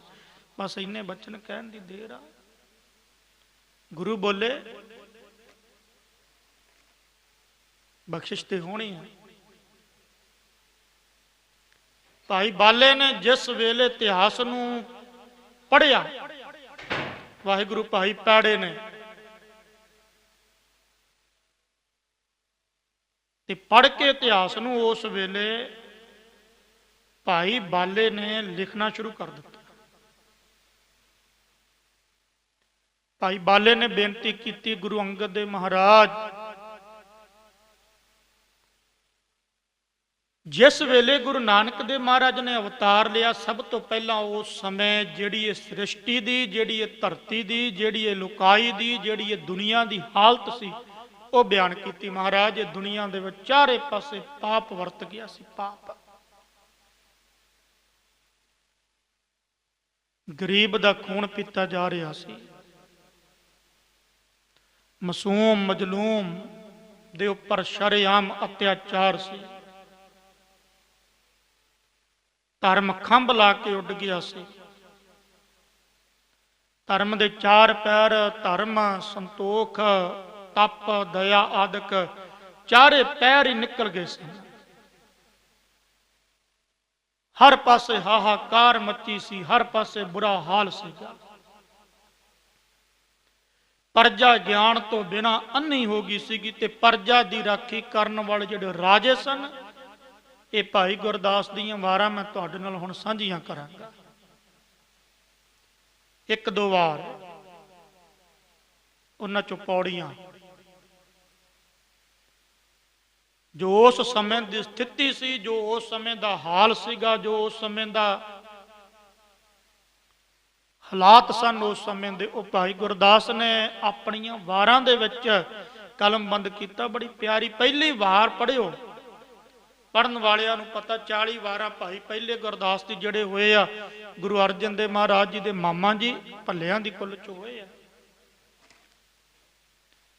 40 ਵਾਰਾਂ ਪੌੜੀਆਂ ਸਮੇਤ ਉਹਨਾਂ ਨੇ ਲਿਖੀਆਂ। 41ਵੀਂ ਵਾਰ ਗੁਰੂ ਗੋਬਿੰਦ ਸਿੰਘ ਮਹਾਰਾਜ ਦੇ ਭਾਈ ਗੁਰਦਾਸ ਜੀ ਹੋਏ ਆ ਸਮੇਂ ਚ, ਉਹਨਾਂ ਨੇ ਲਿਖੀ ਹੈ, ਵਾਹੋ ਵਾਹੋ ਗੋਬਿੰਦ ਸਿੰਘ, ਵਾਹੋ ਵਾਹੋ ਗੋਬਿੰਦ ਸਿੰਘ, ਆਪੇ ਗੁਰ ਚੇਲਾ। ਇਹ 41ਵੀਂ ਵਾਰ ਜਿਹੜੀ ਆ, ਪਹਿਲੀ ਵਾਰ ਦੀ ਵਿੱਚ ਜਦੋਂ ਆਪਾਂ ਪੜਾਂਗੇ ਤੇ ਪੌੜੀ ਆਉਂਦੀ ਆ। ਭਾਈ ਗੁਰਦਾਸ ਨੇ ਲਿਖਿਆ, ਉਹ ਕਹਿੰਦੇ, ਕਲ ਆਈ ਕੁੱਤੀ ਮੂਹੀ ਖਾਜ ਹੋਆ ਮਰਦਾਰ ਗੁਸਾਈ। ਇਹੋ ਜਿਹਾ ਸਮਾਂ ਸੀ ਕਲਯੁੱਗ ਦਾ ਉਸ ਸਮੇਂ ਵੀ ਕੁੱਤੀ ਮੂਹੀ, ਕੁੱਤੀ ਮੂਹੀ ਦਾ ਅਰਥ ਹੁੰਦਾ ਵੀ ਜਿਵੇਂ ਕੁੱਤਾ ਨਹੀਂ ਮੂੰਹ ਮਾਰਦਾ ਫਿਰਦਾ, ਲੱਟਰ ਕੁੱਤਾ ਆਪਾਂ ਦੇਖਿਆ ਨਾ, ਜਿੱਥੇ ਕਿੱਥੇ ਜੀ ਕਰਦਾ ਮੂੰਹ ਮਾਰਦਾ। ਖਾਜ ਹੋਆ ਮੁਰਦਾਰ ਗੁਸਾਈ, ਮੁਰਦਾਰ ਦਾ ਅਰਥ ਹੁੰਦਾ ਵੀ ਮੁਰਦੇ ਨੂੰ ਖਾਣ ਦੇ ਸਮਾਨ ਬੰਦੇ ਹੋ ਗਏ ਸੀ। ਜਾਣੀ ਹਰ ਪਾਸੇ ਠੱਗੀ, ਹਰ ਪਾਸੇ ਛਲ ਕਪਟ, ਹਰ ਪਾਸੇ ਧੋਖਾ, ਹਰ ਪਾਸੇ ਲੁੱਟ। ਕਲ ਆਈ ਕੁੱਤੀ ਮੂਹੀ ਖਾਜ ਹੋਆ ਮੁਰਦਾਰ ਗੁਸਾਈ। ਰਾਜੇ ਪਾਪ ਕਮਾਉਂਦੇ, ਉਲਟਾ ਵਾੜ ਖੇਤ ਕੋ ਖਾਈ। ਭਾਈ ਬਾਲਾ ਵੀ ਦੱਸ ਰਿਹਾ, ਮਹਾਰਾਜ ਰਾਜੇ ਲੋਕ ਸਨ ਜਿਹੜੇ, ਕਾਰੂ ਵਰਗੇ, ਉਹ ਤੇ ਲੋਕਾਂ ਨੂੰ ਮਾਰ ਮਾਰ ਕੇ, ਲੋਕਾਂ ਤੇ ਅਤਿਆਚਾਰ ਕਰਕੇ ਰੁਪਈਆ ਖੋਹਣ ਲੱਗ ਗਏ ਸਨ। ਕਬਰਾਂ ਦੇ ਵਿੱਚੋਂ ਮੁਰਦੇ ਪੁੱਟ ਪੁੱਟ ਕੇ ਰੁਪਈਆ ਖੋਹਣ ਕੱਢਣ ਲੱਗ ਪਏ ਸਨ। ਇਹੋ ਜਿਹੀ ਸਥਿਤੀ ਹੋ ਗਈ ਸੀ। ਰਾਜਿਆਂ ਦਾ ਧਰਮ ਹੁੰਦਾ ਹੈ, ਰਾਜਿਆਂ ਦਾ ਇਹ ਨਿਯਮ ਹੈ, ਰਾਜਿਆਂ ਦੀ ਇੱਕ ਮਰਿਆਦਾ ਹੈ। ਕਿ ਉਹ ਪਰਜਾ ਦੀ ਰੱਖਿਆ ਕਰਨ। ਜਿਵੇਂ ਅੱਜ ਦੇ ਸਮੇਂ ਕੋਈ ਪਰਜਾ ਦੀ ਰੱਖਿਆ ਨਹੀਂ ਹੋ ਰਹੀ, ਆਪਾਂ ਨੂੰ ਭਲੀ ਪ੍ਰਕਾਰ ਪਤਾ, ਖਾਸ ਕਰਕੇ ਮੈਂ ਹਿੰਦੁਸਤਾਨ ਦੀ ਗੱਲ ਕਰਦਾ, ਹਰ ਕੰਟਰੀ ਵਿੱਚ ਨਹੀਂ, ਇਹ ਇੱਥੇ ਦੀ ਗੱਲ ਕਰ ਰਿਹਾ। ਰਾਜੇ ਪਾਪ ਕਮਾਉਂਦੇ, ਪਾਪ ਕਰਨ ਲੱਗ ਗਏ ਰਾਜੇ, ਉਲਟਾ ਵਾੜ ਖੇਤ ਕੋ। ਹੁਣ ਵਾੜ ਕਾਹਦੇ ਲਈ ਲਾਉਣੇ ਆਪਾਂ? ਖੇਤ ਦੇ ਚਾਰ ਚਫੇਰੇ ਵੀ ਕੋਈ ਜਾਨਵਰ ਨਾ ਆ ਕੇ ਪੈ ਜਾਵੇ। ਪਰ ਜੇ ਵਾੜ ਹੀ ਖੇਤ ਨੂੰ ਖਾਣ ਲੱਗ ਜਾਵੇ ਤੇ ਫਿਰ ਜਾਨਵਰ ਦੀ ਤੇ ਗੱਲ ਦੂਰ ਹੈ। ਜਿਨ੍ਹਾਂ ਰਾਜਿਆਂ ਨੇ ਪਰਜਾ ਦੀ ਰੱਖਿਆ ਕਰਨੀ ਸੀ, ਉਹ ਰਾਜੇ ਹੀ ਪਰਜਾ ਨੂੰ ਲੁੱਟਣ ਲੱਗ ਪਏ। ਜਿਨ੍ਹਾਂ ਰਾਜਿਆਂ ਨੇ ਪਰਜਾ ਨੂੰ ਬਚਾਉਣਾ ਸੀ, ਉਹ ਪਰਜਾ ਨੂੰ ਖਤਮ ਕਰਨ ਲੱਗ ਗਏ। ਜਿਨ੍ਹਾਂ ਰਾਜਿਆਂ ਨੇ ਪਰਜਾ ਦੇ ਉੱਪਰ ਦਇਆ ਕਰਨੀ ਸੀ, ਉਹ ਅਤਿਆਚਾਰ ਕਰਨ ਲੱਗ ਪਏ। ਫਿਰ ਅਗਲੀ ਗੱਲ, ਜਿਹੋ ਜਿਹੇ ਰਾਜੇ, ਭਾਈ ਗੁਰਦਾਸ ਜੀ ਕਹਿੰਦੇ ਪਰਜਾ ਵੀ ਉਹੋ ਜੀ ਹੋ ਗਈ, ਪਰਜਾ ਅੰਧੀ ਗਿਆਨ ਬਿਨ ਕੂੜਕ ਸੁੱਤ ਮੁਖੋ ਅਲਾਈ। ਪਰਜਾ ਵੀ ਬਸ ਗਿਆਨ ਤੋਂ ਬਿਨਾਂ ਨਹੀਂ ਹੋ ਗਈ, ਯਾਨੀ ਗਿਆਨ ਹੈ ਹੀ ਨਹੀਂ। ਜਿਵੇਂ ਅੱਜ ਦੇ ਦੇਖੋ ਅਜੋਕਾ ਸਮਾਂ ਵੀ ਨਾਲ ਲੈ ਕੇ ਚੱਲਿਓ ਥੋੜਾ ਜਿਹਾ, ਠੀਕ ਹੈ। ਅਜੋਕੇ ਸਮੇਂ ਦੇ ਵਿੱਚ ਮੇਰਾ ਕੋਈ ਬਹੁਤਾ ਧਿਆਨ ਨਹੀਂਗਾ, ਇਤਿਹਾਸ ਨਾਲ ਮੈਂ ਜੁੜਨਾ, ਆਪਾਂ ਇਤਿਹਾਸ ਦੀ ਵਿਚਾਰ ਕਰਨੀ, ਪਰ ਅਜੋਕੇ ਸਮੇਂ ਨੂੰ ਨਾਲ ਲੈ ਕੇ ਥੋੜਾ ਜਿਹਾ ਤੁਰਿਓ ਵੀ ਅੱਜ ਵੀ ਕੀ ਸਥਿਤੀ ਹੋਈ ਪਈ ਆ। ਜਿੱਥੇ ਰਾਜੇ ਅੰਨੇ ਆ, ਉੱਥੇ ਪਰਜਾ ਵੀ ਅੱਜ ਦੀ ਅੰਨੀ ਆ, ਪਰਜਾ ਨੂੰ ਪਤਾ ਹੀ ਨਹੀਂ। ਜਿਨ੍ਹਾਂ ਲੀਡਰਾਂ ਦੇ ਲੋਕ ਅਸੀਂ ਬਕਵਾਸ ਕਰਦੇ ਆ, ਉਹਨਾਂ ਲੀਡਰਾਂ ਨੂੰ ਫਿਰ ਜਾ ਕੇ ਉਹਨਾਂ ਕੁਰਸੀਆਂ ਤੇ ਬਿਠਾਉਣੇ ਆ। ਭਲੀ ਪ੍ਰਕਾਰ ਸਾਨੂੰ ਪਤਾ ਹੈ ਵੀ ਅਕਾਲ ਤਖਤ ਦੇ ਉੱਪਰ ਹਮਲਾ ਕੀਤਾ ਕਿਹਨੇ ਔਰ ਕਰਵਾਇਆ ਕਿਹਨੇ ਔਰ ਭੱਜੇ ਕੌਣ। ਮੈਂ ਤਾਂ ਕਈ ਵਾਰ ਮਾਣੀ ਮਨ ਸੋਚਦਾ ਹੁੰਨਾ ਵੀ ਪਰਜਾ ਦੀ ਗਲਤੀ ਆ, ਹਮਲਾ ਕੀਤਾ ਕਿਹਨੇ, ਕਾਂਗਰਸ ਨੇ, ਕਰਵਾਇਆ ਕਿਹਨੇ, ਬੀਜੇਪੀ ਨੇ, ਤੇ ਭੱਜੇ ਕੌਣ? ਹੱਥ ਖੜੇ ਕਰਕੇ ਆਪਾਂ ਨੂੰ ਪਤਾ ਹੀ ਆ, ਬਾਦਲ ਕੇ ਆਦਿਕ ਗਦਾਰ ਹੋਏ। ਲੇਕਿਨ ਅਸੀਂ ਫਿਰ ਇਹਨਾਂ ਨੂੰ ਕੁਰਸੀਆਂ ਤੇ ਬਿਠਾਉਣੇ ਆ। ਮੈਂ ਸੰਖੇਪ ਵਿੱਚ ਗੱਲ ਕਰ ਗਿਆ, ਇੱਧਰਲਾ ਮੇਰਾ ਵਿਸ਼ਾ ਨਹੀਂ, ਇਤਿਹਾਸ ਤੋਂ ਬਾਹਰ ਜਾਣਾ ਵੀ। ਪਰ ਅੱਜ ਦੇ ਸਮੇਂ ਵਿੱਚ ਪਰਜਾ ਵੀ ਅੰਨੀ ਆ, ਉਹਨਾਂ ਸਮਿਆਂ ਦੇ ਵਿੱਚ ਵੀ ਪਰਜਾ ਨਹੀਂ ਸੀ। ਜਦੋਂ ਗੁਰੂ ਨਾਨਕ ਨੇ ਅਵਤਾਰ ਲਿਆ, ਨਿਰੰਕਾਰ ਨੂੰ ਲੋੜ ਪਈ। ਭਾਈ ਗੁਰਦਾਸ ਦੀ ਇਹ ਕਲਮ ਹੈ, ਪਰਜਾ ਅੰਧੀ ਗਿਆਨ ਬਿਨ ਕੂੜਕ ਸੁੱਤ ਮੁਖੋ ਅਲਾਈ। ਚੇਲੇ ਬੈਠਣ ਘਰਾਂ ਵਿੱਚ, ਗੁਰੂ ਉੱਠ ਘਰੇ ਤਨਾੜੇ ਜਾਈ। ਜਿਹੜੇ ਚੇਲੇ ਸਨ ਉਹ ਘਰਾਂ ਵਿੱਚ ਬਹਿ ਗਏ, ਤੇ ਜਿਹੜੇ ਗੁਰੂ ਸਨ ਉਹ ਚੇਲਿਆਂ ਨੂੰ ਲੱਭਣ ਤੁਰ ਪਏ। ਉਹੀ ਗੱਲ ਹੋ ਗਈ ਨਾ ਵੀ ਕੰਨ ਚ ਮਾਰੀ ਫੂਕ, ਹੁਰ ਤੂੰ ਮੇਰਾ ਚੇਲਾ ਤੇ ਮੈਂ ਤੇਰਾ ਗੁਰ। ਅਜੋਕਾ ਸਮਾਂ ਵੀ ਤੱਕ ਲਿਓ ਵੀ ਇੱਟ ਚੱਕਦੇ ਆ ਤੇ ਗੁਰੂ, ਹਰੇਕ ਗੁਰੂ ਬਣ ਕੇ ਬਹਿ ਗਿਆ, ਹਰੇਕ ਧਰਮ ਦੀ ਸਿੱਖਿਆ ਦੇਣ ਲੱਗ ਪਿਆ। ਹਰੇਕ ਕਹਿੰਦਾ ਮੈਂ ਤੁਹਾਨੂੰ ਸੱਚਖੰਡ ਦੀ ਟਿਕਟ ਦੇਵਾਂਗਾ, ਹਰੇਕ ਕਹਿਣ ਲੱਗਾ ਤੁਸੀਂ ਮੇਰੇ ਕੋਲੇ ਆਵੋ, ਤੁਹਾਨੂੰ ਨਿਰੰਕਾਰ ਨਾਲ ਮੈਂ ਮਿਲਾਵਾਂਗਾ, ਮੇਰੇ ਤੋਂ ਇਲਾਵਾ ਤੁਹਾਨੂੰ ਨਿਰੰਕਾਰ ਦੇ ਨਾਲ। ਆ ਕਾਵਾਂ ਰੌਲੀ ਜੀ ਪੈ ਗਈ, ਐਂ ਸਮਝ ਲਓ ਕਾਵਾਂ ਰੌਲੀ। ਪਰਜਾ ਵੀ ਭੰਬਲ ਭੂਸੇ, ਰਾਜੇ ਵੀ ਭੰਬਲ ਭੂਸੇ, ਲੋਕਾਈ ਵੀ ਭੰਬਲ ਭੂਸੇ, ਤੇ ਜਿਹੜੇ ਧਰਮ ਦੇ ਠੇਕੇਦਾਰ ਸਨ, ਧਰਮ ਦੇ ਆਗੂ ਸਨ, ਧਰਮ ਦਾ ਉਪਦੇਸ਼ ਦੇਣੇ ਵਾਲੇ ਸਨ, ਚਾਹੇ ਹਿੰਦੂ ਧਰਮਕ ਆਗੂ ਤੇ ਜਾਂ ਉਹ ਇਸਲਾਮ ਧਰਮਕ ਆਗੂ, ਸਭ ਨੇ ਧੰਦਾ ਚਲਾ ਲਿਆ, ਸਭ ਨੇ। ਭਾਈ ਗੁਰਦਾਸ ਜੀ ਲਿਖਦੇ, ਚੇਲੇ ਸਾਜ ਵਜਾਵੰਦੇ ਗੁਰੂ ਨੱਚਨ ਬਹੁਬਦ ਭਾਈ। ਜਿਵੇਂ ਆ ਸਰਸੇ ਵਾਲਾ ਨੱਚਦਾ ਸੀ, ਉਹ ਦੇਖ ਸੁੱਟਿਆ ਪਿਆ ਹੁਣ। ਚੇਲੇ ਸਾਜ ਵਜਾਉਣ ਲੱਗ ਪਏ ਤੇ ਗੁਰੂ ਨੱਚਣ ਲੱਗ ਪਏ। ਕਾਜੀ ਹੋਏ ਰਿਸ਼ਵਤੀ ਵੱਡੀ ਲੈ ਕੇ ਹੱਕ ਗਵਾਈ। ਜਿਹੜੇ ਕਾਜੀ ਸਨ ਉਹ ਰਿਸ਼ਵਤੀ ਹੋ ਕੇ, ਕਾਜੀ ਕਹਿੰਦੇ ਆ ਫੈਸਲਾ ਕਰਨ ਵਾਲੇ। ਅੱਜ ਦੇ ਅਜੋਕੇ ਸਮੇਂ ਵਿੱਚ ਜੱਜ ਲੋਕ ਕਹਿ ਲਵੋ। ਮੈਂ ਫਿਰ ਬੇਨਤੀ ਕਰਦਾ ਵੀ ਅਜੋਕਾ ਸਮਾਂ ਨਾਲ ਲੈ ਕੇ ਚੱਲਿਓ। ਦੇਖੋ ਕਿੰਨਾ ਸਮਾਂ ਹੋ ਗਿਆ ਗੁਰੂ ਕੇ ਸਿੱਖਾਂ ਨੂੰ ਜੇਲ੍ਹਾਂ ਵਿੱਚ ਡੱਕਿਆ, ਉਹਨਾਂ ਦੀਆਂ ਸਜ਼ਾਵਾਂ ਵੀ ਪੂਰੀਆਂ ਹੋ ਗਈਆਂ। ਭਾਈ ਜਗਤਾਰ ਸਿੰਘ ਵਰਗਿਆਂ ਦੀਆਂ, ਭਾਈ ਤਾਰਾ ਸਿੰਘ ਵਰਗਿਆਂ ਦੀਆਂ ਹਜੇ ਵੀ ਜੇਲ੍ਹਾਂ ਵਿੱਚ ਸੁੱਟੇ ਨੇ। ਤੇ ਜਿਨ੍ਹਾਂ ਨੇ ਸ਼ਰੇਆਮ ਹਮਲੇ ਕੀਤੇ 84 ਵੇਲੇ, ਸਿੱਖਾਂ ਦੇ ਗਲਾਂ ਵਿੱਚ ਟਾਇਰ ਪਾ ਪਾ ਕੇ ਸਾੜਿਆ, ਬਲਾਤਕਾਰ ਕੀਤੇ, ਤੇ ਉਹਨਾਂ ਸੱਜਣ ਵਰਗਿਆਂ ਨੂੰ ਟਿਕਟਾਂ ਦਿੱਤੀਆਂ ਜਾ ਰਹੀਆਂ। ਅਜੋਕਾ ਸਮਾਂ ਥੋੜਾ ਜਿਹਾ ਨਾਲ ਲੈ ਕੇ ਚੱਲਿਓ। ਕਾਜੀ ਹੋਏ ਰਿਸ਼ਵਤੀ ਵੱਡੀ ਲੈ ਕੇ ਹੱਕ, उस समय की स्थिति विचों मैं एक छोटी जी बेनती करदा। कहंदे एक बारी एक जलाहा सीगा ते जलाहे की जगह एक लाले ने भाव एक शाहूकार तकड़ा बंदा सी, नप ली, पर जगह सी जलाहे की। उन्हें काजी को जाके फरियाद की, काजी साहब जगह मेरी नप ली आ, जगह मेरी आ, पर शाहूकार अमीर बंदा वो लाला जिहड़ा हैगा मेरे नाल धक्का करदा ते तुसीं ख्याल रखियो। कहंदे जलाए ने एक पग दित्ती भी आ पग लै ला। काजी होए रिश्वती वड्डी लैके हक गवाई भी आ पग लै ला ते ख्याल रखियो जिस दिन फैसला करना। वो कहंदा ठीक आ। लाला आया तो लाले ने उन्होंने बलद दे दिता। काजी साहब जिस दिन फैसला करना ते ख्याल रखियो। ठीक आ। रिश्वत लै ली दोवां पास। जिदन सभा लगी, अहलकार बैठे, मंत्री बैठे, अज फैसला सुनाउणा, लोग बैठे, अदालत कह लवो भी अदालत लगी। काजी ने फैसला सुनाउणा सीगा ते जलाहे का मुंडा भी ते जलाहा भी आ गया, वो शाहूकार भी आ गया।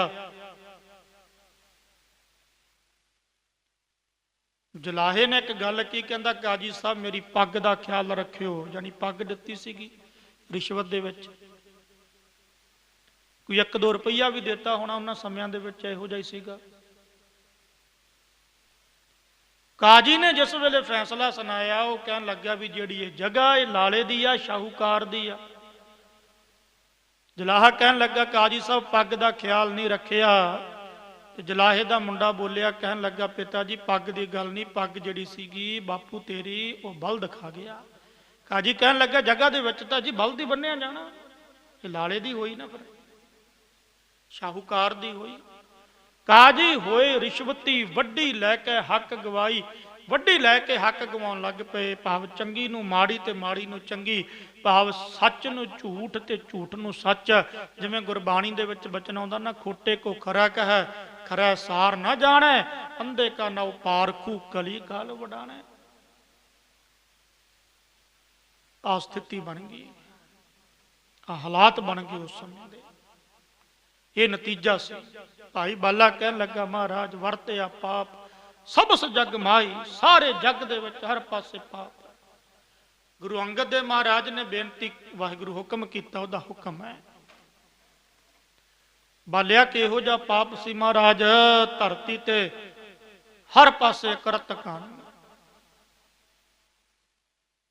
दुखी होगी धरती, दुखी लुकाई। जिहड़ी लुकाई है ना, धरती का अर्थ की है लुकाई, क्योंकि धरती ते रहन बसेरा किन्ना दा, लोकां दा। और धरती ने की दुखी होना। धरती नूं आपां वढदे हां, धरती नूं आपां, धरती उपर गंदगी किन्नी कीती जांदी है, धरती दे उपर किड्डे किड्डे पर्बत पहाड़ सब कुछ। धरती ते जिहड़ा रहन बसेरा सी ना, जानी लुकाई सी, जानी लोक सन, जानी जगत सी, इंसानियत मर गई सी। पाप वरत्या। क्यों समझ लो भाई गुरदास कहन लगे, थम्मै कोई ना साध बिन साध ना डिठै, जग विच कोआ, जग दे विच कोई साधु दिसदा ही नहीं सी, कोई रब दा प्यारा दिसदा ही नहीं। पर साधु तो बिना धरती नूं ठल्ले कौन? जे साधु सी ते वो भी लटेरियां दे भेस विच, अज दी तरह। अज बहुत ज्यादा इदां।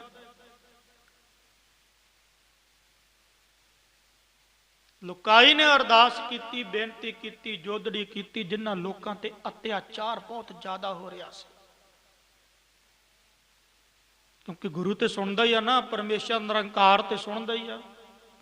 अत्याचार वधिया जिस वेले, उस वेले ही कोई पीर पकंबर अवतार औलिया आया।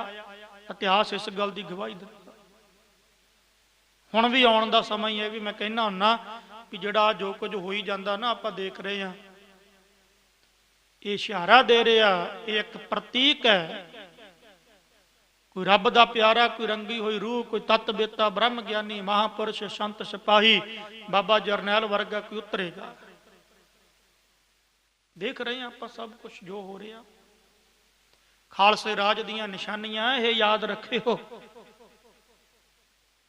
ਅਤਿਆਚਾਰ ਤੋਂ ਬਿਨਾਂ ਕੋਈ ਸਾਧੂ ਮਹਾਂਪੁਰਖ ਧਰਤੀ ਦਾ ਭਲਾ ਕਰ ਨਹੀਂ ਆਉਂਦਾਗਾ। ਅਕਸਰ ਲੋੜ ਹੀ ਉਦੋਂ ਪੈਣੀ ਆ, ਵੈਸੇ ਥੋੜੀ ਲੋੜ ਆ। ਆਪਾਂ ਸਕੂਲਾਂ ਦੇ ਵਿੱਚ ਦੇਖਦੇ ਹਾਂ ਵੀ ਜਦੋਂ ਕਾਲਜਾਂ ਦੇ ਵਿੱਚ ਜਾਂ ਸਕੂਲਾਂ ਦੇ ਵਿੱਚ ਜ਼ਿਆਦਾ ਵਿਦਿਆਰਥੀ ਤੰਗ ਕਰਨ ਕਲਾਸ ਦੇ ਵਿੱਚ, ਫਿਰ ਕਹਿੰਦੇ ਵੀ ਉਹਨੂੰ ਬਦਲ ਕੇ ਟੀਚਰ ਲਾ ਦਿਓ ਵੀ ਇਹ ਸੂਤ ਨਹੀਂ ਆਉਂਦੇ। ਇਹੀ ਗੱਲ ਆ ਨਾ, ਟੀਚਰ ਬਦਲ ਦਿਓ, ਪ੍ਰਿੰਸੀਪਲ ਬਦਲ ਦਿਓ, ਆਹੀ ਗੱਲ ਆ।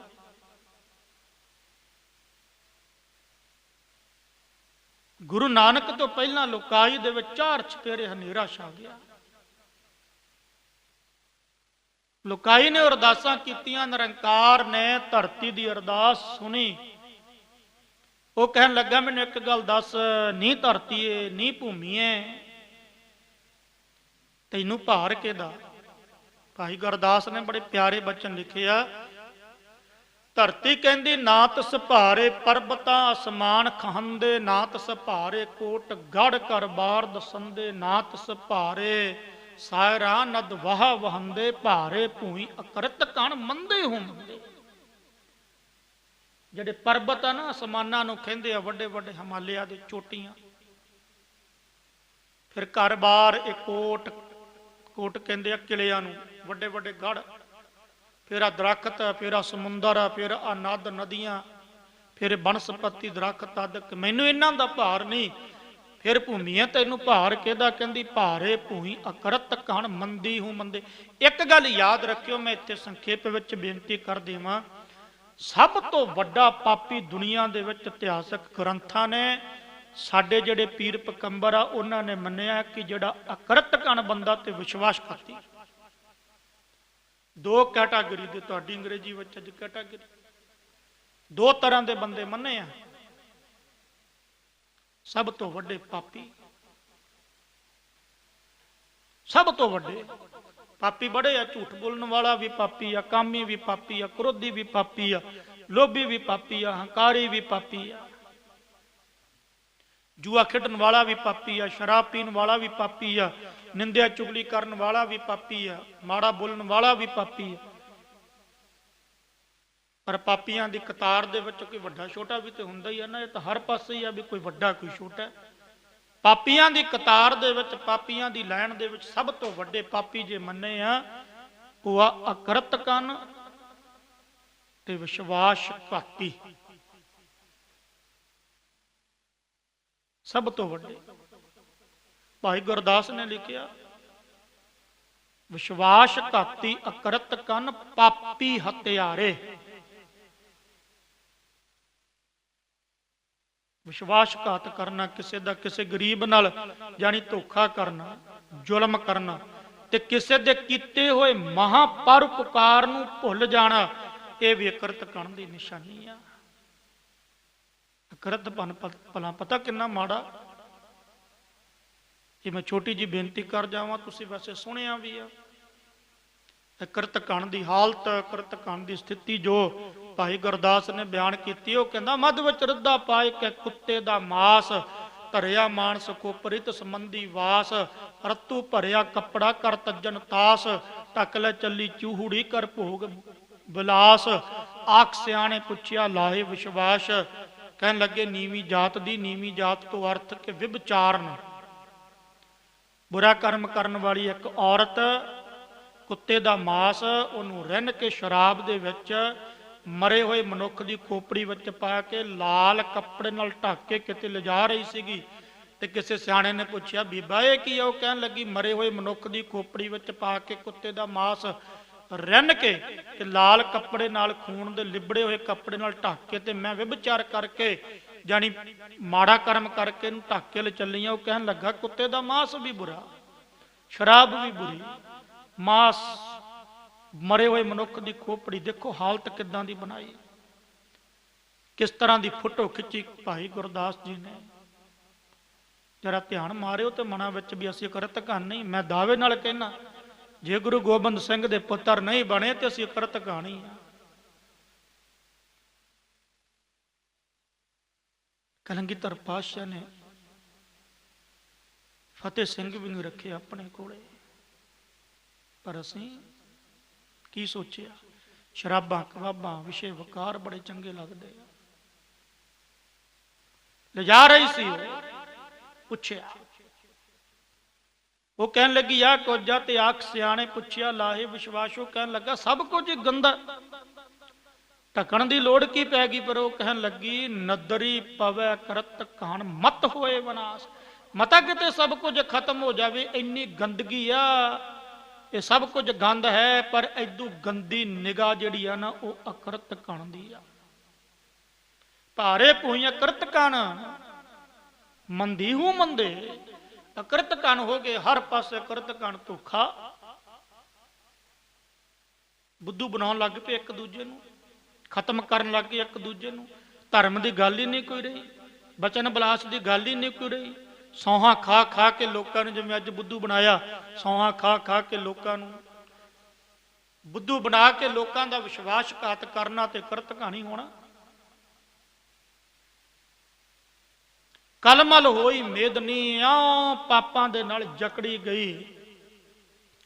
ਅਰਦਾਸ ਕੀਤੀ ਉਸ ਵੇਲੇ ਨਿਰੰਕਾਰ ਨੇ ਸੁਣੀ ਪੁਕਾਰ ਦਤਾਰ ਪ੍ਰਭ, ਗੁਰੂ ਨਾਨਕ ਜਗ ਮਾਹੇ ਪਠਾਏ।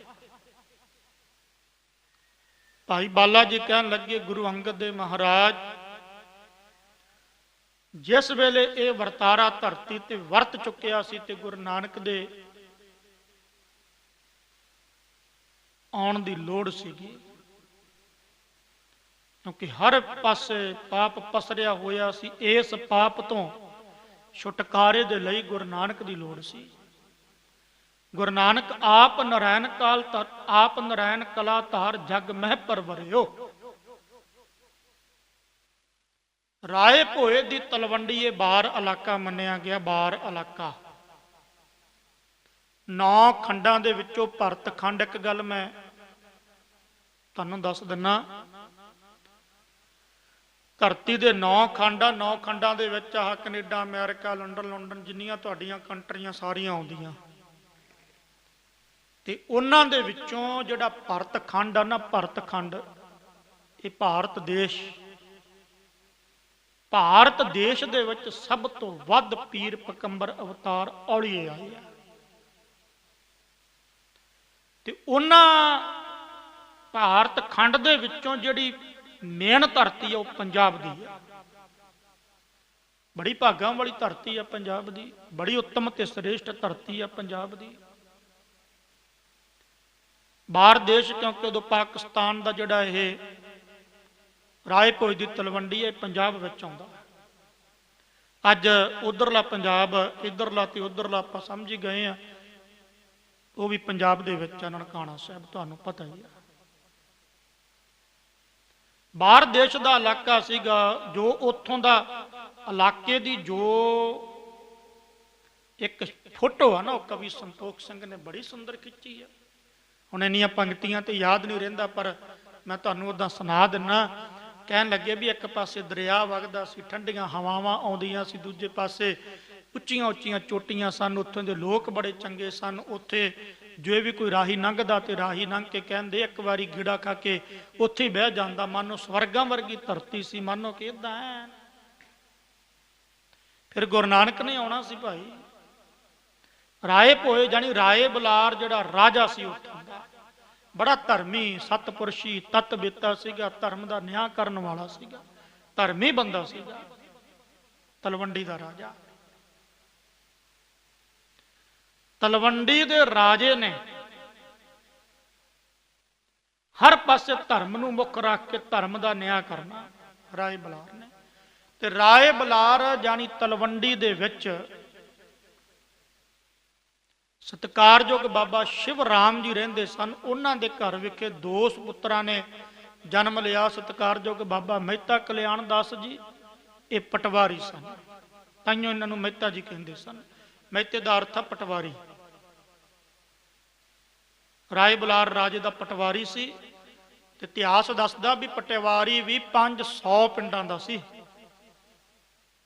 ਗੁਰੂ ਨਾਨਕ ਦੇ ਸਤਿਕਾਰਯੋਗ ਪਿਤਾ ਜੀ ਕੋਈ ਏਦਾਂ ਨਹੀਂ ਬਈ ਛੋਟੇ ਮੋਟੇ ਪਟਵਾਰੀ ਸਨ, ਗੱਲ ਹੱਕ ਦੀ ਕਰਦੇ ਸਨ, ਧਰਮੀ ਸੀ, ਧਰਮ ਦੀ ਪੂਜਾ ਕਰਦੇ ਸਨ। ਤੇ ਦੂਸਰਾ ਬਾਬਾ ਸ਼ਿਵ ਰਾਮ ਜੀ ਦੇ ਪੁੱਤਰ ਹੋਇਆ ਬਾਬਾ ਲਾਲੂ ਜੀ, ਬਾਬਾ ਕਲਿਆਣ ਦਾਸ ਜੀ ਦੇ ਛੋਟੇ ਭਰਾ। ਇਹ ਦੁਕਾਨ ਦਾ ਕੰਮ ਕਰਦੇ ਸੀ, ਉੱਥੇ ਖੱਤਰੀ ਸਨ। ਕੀ ਹੋਇਆ ਗੁਰਮੁਖ ਪਿਆਰਿਓ, ਵੀ ਗੁਰੂ ਨਾਨਕ ਦੇ ਮਹਾਰਾਜ ਜੀ ਦੇ ਆਉਣ ਤੋਂ ਪਹਿਲਾਂ ਸ੍ਰਿਸ਼ਟੀ ਖਿੜੀ। ਕੱਤਕ ਦੀ ਪੂਰਨਮਾਸੀ 1526 ਬਿਕਰਮੀ ਸੰਮਤ ਅੰਮ੍ਰਿਤ ਵੇਲੇ ਜਦੋਂ ਗੁਰੂ ਨਾਨਕ ਪਾਤਸ਼ਾਹ ਨੇ ਪ੍ਰਕਾਸ਼ ਲਿਆ ਨਾ, ਇਤਿਹਾਸ ਇਸ ਗੱਲ ਦੀ ਗਵਾਹੀ ਭਰਦਾ ਵੀ ਸਤਿਕਾਰਯੋਗ ਮਾਤਾ ਤ੍ਰਿਪਤਾ ਜੀ ਉਹਨਾਂ ਦੀ ਕੁੱਖ ਨੂੰ ਭਾਗ ਲਾਇਆ, ਕਿਉਂਕਿ ਮਾਤਾ ਤ੍ਰਿਪਤਾ ਜੀ ਦੀ ਕੁੱਖ ਨੂੰ ਪਹਿਲਾ ਭਾਗ ਲਾਇਆ ਸੀਗਾ ਸਤਿਕਾਰਯੋਗ ਬੇਬੇ ਨਾਨਕੀ ਜੀ ਨੇ।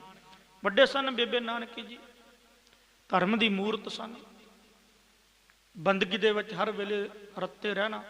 ਵਿਸ਼ਵਾਸ ਬੜਾ ਸੀ ਗੁਰੂ ਨਾਨਕ ਤੇ ਬੇਬੇ ਨਾਨਕੀ ਨੂੰ ਔਰ ਰਾਜੇ ਰਾਏ ਬੁਲਾਰ ਨੂੰ। ਗੁਰੂ ਨਾਨਕ ਪਾਤਸ਼ਾਹ ਨੇ ਪ੍ਰਕਾਸ਼ ਲਿਆ ਤੇ ਉਹਨਾਂ ਸਮਿਆਂ ਦੇ ਵਿੱਚ, ਅੱਜ ਤੇ ਲਾਈਟ ਆ, ਅੱਜ ਤੇ ਆਪਾਂ ਨੂੰ ਪਤਾ ਵੀ ਇਹ ਤਰੱਕੀ ਕੀਤੀ ਆ, ਇਲੈਕਟ੍ਰੋਨਿਕ ਕਰਕੇ ਜਿਹੜੀ ਇਹ ਲਾਈਟ ਦਾ ਆਪਾਂ ਨੂੰ ਪ੍ਰਕਾਸ਼ ਮਿਲ ਜਾਂਦਾ। ਉਹਨਾਂ ਸਮਿਆਂ ਦੇ ਵਿੱਚ ਜਾਂ ਤਾਂ ਇੱਕ ਦੀਵਾ ਬਾਲਿਆ ਜਾਂਦਾ ਸੀ ਜਾਂ ਅਸ਼ਟ ਜਾਨੀ 8 ਦੀਵੇ ਬਾਲੇ ਜਾਂਦੇ ਸਨ। 8 ਦੀਵੇ ਤੋਂ ਅਰਥ ਵੀ ਜਿਵੇਂ ਆਪਾਂ ਕਹਿੰਦੇ ਆ ਨਾ ਵੀ ਇੱਕ ਲੰਮੀ ਸਾਰੀ ਲਾਲਟਨ ਵਰਗੀ ਬਣਾ ਕੇ ਉਹਦੇ 4 ਚੁਫੇਰੇ 8 ਦੀਵੇ ਲਾਏ ਜਾਂਦੇ ਸੀਗੇ। ਉਹਦਾ ਚਾਨਣ, ਉਹਦਾ ਪ੍ਰਕਾਸ਼ ਕਮਰੇ ਵਿੱਚ ਬਹੁਤ ਜ਼ਿਆਦਾ ਹੁੰਦਾ ਸੀ। ਜਦੋਂ ਨਿਰੰਕਾਰ ਗੁਰੂ ਨਾਨਕ ਦੇ ਮਹਾਰਾਜ ਉਹਨਾਂ ਨੇ ਪ੍ਰਕਾਸ਼ ਲਿਆ, ਉਹਨਾਂ ਦਾ ਪ੍ਰਕਾਸ਼ ਹੋਇਆ, ਸਤਿਕਾਰਯੋਗ ਬਾਬਾ ਮਹਿਤਾ ਕਲਿਆਣ ਦਾਸ ਜੀ ਉਹਨਾਂ ਦੇ ਵਿਹੜੇ ਨੂੰ ਭਾਗ ਲਾਏ, ਨਗਰੀ ਨੂੰ ਭਾਗ ਲਾਏ, ਖੁਦ ਨਿਰੰਕਾਰ ਪਾਤਸ਼ਾਹ ਆਪ ਆਏ, ਸਤਿਕਾਰਯੋਗ ਮਾਤਾ ਤ੍ਰਿਪਤਾ ਜੀ ਦੀ ਕੁੱਖ ਨੂੰ ਭਾਗ ਲਾਏ। ਜਦੋਂ ਗੁਰੂ ਨਾਨਕ ਦਾ ਪ੍ਰਕਾਸ਼ ਹੋਇਆ, ਇਤਿਹਾਸ ਇਸ ਗੱਲ ਦੀ ਗਵਾਹੀ ਭਰਦਾ। ਕਵੀ ਸੰਤੋਖ ਸਿੰਘ ਨੇ ਲਿਖਿਆ, ਕਹਿਣ ਲੱਗੇ ਜਿਹੜਾ ਕਮਰੇ ਵਿੱਚ ਪ੍ਰਕਾਸ਼ ਹੋ ਰਿਹਾ ਸੀ ਨਾ, ਪ੍ਰਕਾਸ਼ 8 ਦੀਵਿਆਂ ਦਾ, ਉਹ ਪ੍ਰਕਾਸ਼ ਵੀ ਫਿੱਕਾ ਪੈ ਗਿਆ। ਇਹ ਤੇ ਗੁਰਬਾਣੀ ਵਿੱਚ ਆਪਾਂ ਪੜ੍ਹਦੇ ਹਾਂ, ਗੁਰੂ ਅੰਗਦ ਦੇਵ ਮਹਾਰਾਜ ਦੇ ਬਚਨ, ਜੇ 100 ਚੰਦਾ ਉਗਵਹਿ, ਉਹ ਤੇ 8 ਦੀਵੇ ਸੀ। ਜੇ 100 ਚੰਦਾ ਉਗਵਹਿ, ਸੂਰਜ ਚੜ੍ਹੈ ਹਜ਼ਾਰ, ਇਤੇ ਚਾਨਣ ਹੁੰਦਿਆਂ ਗੁਰਬਨ ਘੋਰ ਅੰਧਾਰ। ਗੁਰੂ ਤੋਂ ਬਿਨਾ ਹਨੇਰਾ ਹੀ ਹਨੇਰਾ। ਬ੍ਰਹਿਮੰਡ ਦੇ ਮਾਲਕ ਗੁਰੂ ਨਾਨਕ ਦੇਵ ਮਹਾਰਾਜ ਨੇ ਪ੍ਰਕਾਸ਼ ਲਿਆ, ਦੇਵੀ ਦੇਵਤੇ ਖੁਸ਼ ਹੋਏ, ਫੁੱਲਾਂ ਦੀ ਵਰਖਾ ਕੀਤੀ, ਬਨਸਪਤੀ ਖਿੜੀ, ਕਿਉਂਕਿ ਖੁਦ ਨਿਰੰਕਾਰ ਪਾਤਸ਼ਾਹ ਲੁਕਾਈ ਦਾ ਭਲਾ ਕਰਨ ਦੇ ਲਈ ਨਿਰਗੁਣ ਸਰੂਪ ਸਰਗੁਣ ਦੇ ਵਿੱਚ ਆ ਗਿਆ। ਸਤਿਕਾਰਯੋਗ ਮਾਤਾ ਦੌਲਤਾਂ ਜੀ ਉਸ ਵੇਲੇ ਦਾਈ ਸਨ। ਉਹਨਾਂ ਨੇ ਵਧਾਈਆਂ ਦਿੱਤੀਆਂ ਬਾਬਾ ਮਹਿਤਾ ਕਲਿਆਣ ਦਾਸ ਜੀ ਨੂੰ, ਤੁਹਾਡੇ ਘਰ ਦੇ ਵਿੱਚ ਚੰਨ ਆਇਆ, ਤੁਹਾਡੇ ਘਰ ਦੇ ਵਿੱਚ ਬਾਲਕ ਨੇ ਜਨਮ ਲਿਆ, ਪੁੱਤਰ ਨੇ ਜਨਮ ਲਿਆ। ਬਾਬਾ ਕਲਿਆਣ ਦਾਸ ਜੀ ਤੁਹਾਨੂੰ ਵਧਾਈਆਂ ਹੋਣ। ਵਧਾਈਆਂ ਹੋਈਆਂ। ਬਾਬਾ ਕਲਿਆਣ ਦਾਸ ਜੀ ਉਸ ਵੇਲੇ ਪੰਡਤ ਹਰਦਿਆਲ ਜੀ ਨੂੰ ਸੱਦ ਕੇ ਲਿਆਏ, ਕਿਉਂਕਿ ਰਾਏ ਭੋਜ ਦੀ ਤਲਵੰਡੀ ਦੇ ਵਿੱਚ ਸਭ ਤੋਂ ਸਿਆਣਾ ਉਹਨਾਂ ਸਮਿਆਂ ਦੇ ਵਿੱਚ ਪੰਡਤ ਹਰਦਿਆਲ ਜੀ ਮੰਨੇ ਗਏ ਸਨ, ਔਰ ਸਿਆਣੇ ਵੀ ਸੀ। ਪੰਡਤ ਹਰਦਿਆਲ ਜੀ ਨੇ ਸਭ ਕੁਝ ਦੇਖਿਆ ਜੋਤਿਸ਼ ਦੇ ਮੁਤਾਬਕ। ਹੁਣ ਅਸੀਂ ਜੋਤਿਸ਼ ਦੇ ਗੁਰਮਤ ਮੁਤਾਬਕ ਜੋਤਿਸ਼ ਦੇ ਅਸੀਂ ਵਿਰੁੱਧ ਚ, ਪਰ ਮੈਂ ਇੱਥੇ ਇੱਕ ਬੇਨਤੀ ਕਰਾਂ, ਕਿਉਂਕਿ ਬਾਬਾ ਮਹਿਤਾ ਕਲਿਆਣ ਦਾਸ ਜੀ ਤੇ ਉਸ ਵੇਲੇ ਪੰਡਤਾਂ ਨੂੰ ਮੰਨਦੇ ਸਨ। ਜੇ ਨਾ ਮੰਨਦੇ ਹੁੰਦੇ ਤੇ ਆਪਾਂ ਅੱਗੇ ਇਤਿਹਾਸ ਪੜਾਂਗੇ, ਫਿਰ ਪੰਡਤ ਹਰਦਿਆਲ ਨੂੰ ਕਿਉਂ ਸੱਦਣਾ ਸੀ ਜਨੇਊ ਪਾਉਣ ਦੇ ਲਈ, ਤੇ ਗੁਰਬਾਣੀ ਵਿੱਚ ਵੀ ਬਚਨ ਆਇਆ। ਖੰਡਨ ਗੁਰੂ ਨਾਨਕ ਨੇ, ਦੇਖੋ ਇੱਕ ਮੈਂ ਹੋਰ ਬੇਨਤੀ ਕਰਦਾ, ਗੁਰੂ ਨਾਨਕ ਨੇ ਧਰਮ ਦਾ ਖੰਡਨ ਨਹੀਂ ਕੀਤਾ। ਇਹ ਨਹੀਂ ਵੀ ਗੁਰੂ ਨਾਨਕ ਨੇ, ਗੁਰੂ ਗੋਬਿੰਦ ਸਿੰਘ ਮਹਾਰਾਜ ਨੇ ਜੇ ਧਰਮ ਦਾ ਖੰਡਨ ਕਰਨਾ ਹੁੰਦਾ, ਧੋਤੀ ਬੋਦੀ ਜਨੇਊ ਤਿਲਕ ਦਾ ਖੰਡਨ ਕਿਉਂ ਕਰਦੇ? ਨਾ ਇਸਲਾਮ ਧਰਮ ਦਾ ਖੰਡਨ, ਨਾ ਹਿੰਦੂ ਧਰਮ ਦਾ ਖੰਡਨ, ਕਿਸੇ ਧਰਮ ਦਾ ਖੰਡਨ ਨਹੀਂ ਕੀਤਾ। ਪਰ ਧਰਮ ਦੇ ਪਹਿਰਾਵੇ ਦੇ ਵਿੱਚ ਜੋ ਲੋਕ ਬੁੱਧੂ ਬਣਾਉਂਦੇ ਸਨ ਲੋਕਾਂ ਨੂੰ, ਉਹਨਾਂ ਦਾ ਖੰਡਨ ਕੀਤਾ। ਜੋਤਿਸ਼ ਵਿਦਿਆ ਦੇ ਮੁਤਾਬਕ ਪੰਡਤ ਹਰਦਿਆਲ ਨੇ ਸਭ ਕੁਝ ਦੇਖਿਆ, ਦੌਲਤਾਂ ਨੂੰ ਸੱਦਿਆ, ਦਾਈ ਨੂੰ ਪੁੱਛਿਆ। ਪੰਡਤ ਹਰਦਿਆਲ ਨੇ ਕਹਿਣ ਲੱਗਾ ਵੀ ਦੌਲਤਾਂ ਇੱਕ ਗੱਲ ਦੱਸ ਵੀ ਜਿਸ ਵੇਲੇ ਬਾਲਕ ਨੇ ਜਨਮ ਲਿਆ ਉਸ ਵੇਲੇ ਉਹਦੇ ਚਿਹਨ ਚਿੰਨ ਕਿਸ ਤਰ੍ਹਾਂ ਦੇ ਸਨ। ਦੌਲਤਾਂ ਨੇ ਆਪਣੇ ਮੁਖ ਤੋਂ ਇਹ ਗੱਲ ਕਹੀ, ਕਹਿਣ ਲੱਗੀ ਪੰਡਤ ਜੀ ਮੇਰੇ ਹੱਥੀਂ ਬੜੇ ਬਾਲਕਾਂ ਨੇ ਜਨਮ ਲਿਆ, ਕਿਉਂਕਿ ਦਾਈ ਦਾ ਕਿੱਤਾ, ਦਾਈ ਦਾ ਕਰਮ ਆ, ਧਰਮ ਆ ਉਹਦਾ। ਮੇਰੇ ਹੱਥੋਂ ਬੜੇ ਬਾਲਕਾਂ ਨੇ ਜਨਮ ਲਿਆ, ਪਰ ਮੈਂ ਪਹਿਲਾ ਬਾਲਕ ਦੇਖਿਆ ਜਿਸ ਵੇਲੇ ਇਹ ਬੱਚੇ ਨੇ, ਇਸ ਬਾਲਕ ਨੇ ਜਾਣੀ ਗੁਰੂ ਨਾਨਕ ਨੇ ਜਨਮ ਲਿਆ, ਉਸ ਵੇਲੇ ਆਪਣੇ ਮੁਖ ਤੋਂ ਮੁਸਕਰਾਇਆ, ਮੁਖ ਤੋਂ ਹੱਸਿਆ। ਨਹੀਂ ਆਮ ਬੱਚਾ ਰੋਂਦਾ। ਪੰਡਤ ਹਰਦਿਆਲ ਕਹਿਣ ਲੱਗਾ ਜਾਂ ਤਾਂ ਚੱਕਰਵਰਤੀ ਕੋਈ ਵੱਡਾ ਰਾਜਾ, ਜਾਂ ਕੋਈ ਵੱਡਾ ਸਤਪੁਰਸ਼, ਜਾਂ ਕੋਈ ਬ੍ਰਹਮ ਗਿਆਨੀ, ਜਾਂ ਕੋਈ ਤਤ ਬੇਤਾ। ਚਿਹਨ ਚਿੰਨ ਸਾਰੇ ਦੇਖੇ ਜੋਤਿਸ਼ ਦੇ ਮੁਤਾਬਕ। ਬਾਬਾ ਕਲਿਆਣ ਦਾਸ ਜੀ ਕਹਿਣ ਲੱਗੇ ਪੰਡਤ ਜੀ ਬੱਚੇ ਦਾ ਨਾਮ ਕੀ ਰੱਖਣਾ। ਕਲਿਆਣ ਦਾਸ ਕਹਿਣ ਲੱਗਾ, ਸਤਿਕਾਰਯੋਗ ਬਾਬਾ ਕਲਿਆਣ ਦਾਸ ਜੀ, ਪੰਡਤ ਜੀ ਬੱਚੇ ਦਾ ਨਾਮ ਆ। ਪੰਡਤ ਜੀ ਕਹਿਣ ਲੱਗੇ ਮੈਂ ਸੋਚ ਕੇ ਵਿਚਾਰ ਕੇ ਸਭ ਕੁਝ ਫਿਰ ਸ਼ਾਮ ਤਾਈਂ ਦੱਸਾਂਗਾ। ਸ਼ਾਮ ਤਾਈਂ ਜਿਸ ਵੇਲੇ ਗੁਰੂ ਨਾਨਕ ਦੇ ਮਹਾਰਾਜ ਜੀ ਦੇ ਗ੍ਰਹਿ ਵਿਖੇ ਬਾਬਾ ਕਲਿਆਣ ਦਾਸ ਜੀ ਦੇ ਕੋਲੇ ਪੰਡਤ ਹਰਦਿਆਲ ਆਇਆ। ਉਹ ਕਹਿਣ ਲੱਗਾ ਇਹਨਾਂ ਦਾ ਨਾਮ ਰੱਖੋ ਨਾਨਕ। ਪੰਡਤ ਹਰਦਿਆਲ ਨੇ ਨਾਮ ਰੱਖਿਆ ਸੀ। ਸਤਿਕਾਰਯੋਗ ਬਾਬਾ ਕਲਿਆਣ ਦਾਸ ਜੀ ਕਹਿਣ ਲੱਗੇ ਵੀ ਇਹ ਤਾਂ ਰਲਮਾ ਮਿਲਮਾ ਜਿਹਾ ਨਾਮ ਆ। ਪੰਡਤ ਹੱਸਿਆ, ਕਹਿਣ ਲੱਗਾ ਕਿੱਦਾਂ, ਤੁਹਾਨੂੰ ਕਿਸ ਤਰ੍ਹਾਂ ਲੱਗ ਰਿਹਾ ਮਹਿਤਾ ਜੀ? ਇਹ ਤਾਂ ਰਲਮਾ ਮਿਲਮਾ ਜਿਹਾ ਨਾਮ ਆ, ਇੱਕ ਹਿੰਦੂਆਂ ਤੇ ਮੁਸਲਮਾਨਾਂ ਦਾ, ਕੋਈ ਹੋਰ ਨਾਮ ਨਹੀਂ। ਪੰਡਤ ਹਰਦਿਆਲ ਕਹਿਣ ਲੱਗਾ ਇਹ ਰਲਮਾ ਮਿਲਮਾ ਨਾਮ ਨਹੀਂ, ਮੈਂ ਨਾਨਕ ਇਸ ਕਰਕੇ ਰੱਖਿਆ ਕਿ ਇਹ ਹਿੰਦੂਆਂ ਦਾ ਵੀ ਰੱਖਿਆ ਕਰੇਗਾ ਤੇ ਮੁਸਲਮਾਨਾਂ ਦੀ ਵੀ ਰੱਖਿਆ, ਜਾਣੀ ਹਿੰਦੂਆਂ ਦਾ ਗੁਰੂ ਤੇ ਮੁਸਲਮਾਨਾਂ ਦਾ ਪੀਰ ਸਾਂਝਾ ਗੁਰੂ ਹੋਵੇਗਾ।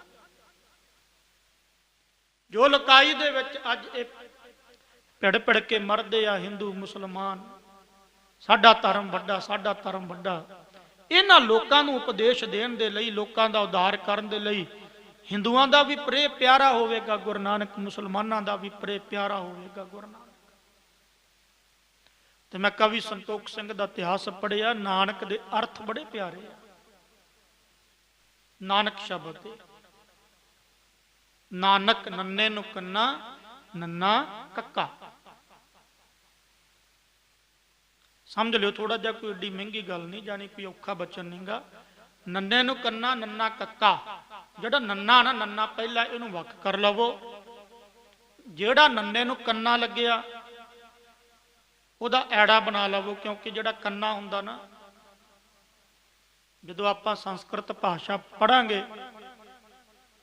ਸੰਸਕ੍ਰਿਤ ਭਾਸ਼ਾ ਦੇ ਵਿੱਚ ਜਿਵੇਂ ਨੱਕ, ਅੱਕ, ਦੋ ਅੱਖਰਾਂ ਦੇ ਵਿੱਚੋਂ ਵੀ ਐੜਾ ਵੀ ਨਿਕਲ ਜਾਂਦਾ, ਕਈ ਥਾਵਾਂ ਤੇ ਊੜਾ ਵੀ। ਹੁਣ ਔਂਕੜ ਊੜੇ ਦੀ ਆਵਾਜ਼ ਦਿੰਦਾ, ਦਲੰਕੜ ਵੀ ਊੜੇ ਦੀ ਆਵਾਜ਼ ਦਿੰਦਾ, ਹੋੜਾ ਊੜੇ ਦੇ ਮੂੰਹ ਦੀ ਖੁੱਲੀ ਆਵਾਜ਼ ਦਿੰਦਾ, ਟਿੱਪੀ ਮੰਮੇ ਦੀ ਆਵਾਜ਼ ਦਿੰਦੀ ਹੈ, ਟਿੱਪੀ ਨੰਨੇ ਦੀ ਆਵਾਜ਼ ਵੀ ਦਿੰਦੀ ਹੈ। ਇਹਨੂੰ ਕਹਿੰਦੇ ਸਿੰਧੀ ਛੇਦ। ਇਉਂ ਆਪਾਂ ਕਰ ਸਕਦੇ ਹਾਂ। ਅਰਥ ਫੇਰ ਹੀ ਹੁੰਦੇ ਅਸਲ ਦੇ ਵਿੱਚ। ਪਹਿਲਾ ਨੰਨਾ ਉਹਨੂੰ ਵੱਖ ਕਰ ਲਵੋ, ਦੂਸਰਾ ਜਿਹੜਾ ਕੰਨਾ ਉਹਦਾ ਐੜਾ, ਉਹਨੂੰ ਅਗਲੇ ਨੰਨੇ ਨਾਲ ਲਾ ਲਵੋ। ਨੰਨਾ ਪਲੱਸ ਅਗਲਾ ਨੰਨਾ, ਉਹਦੇ ਨਾਲ ਐੜਾ ਲੱਗ ਗਿਆ ਅੰਨ, ਤੇ ਰਹਿ ਗਿਆ ਕੱਕਾ ਅੱਗੇ ਕੱਲਾ।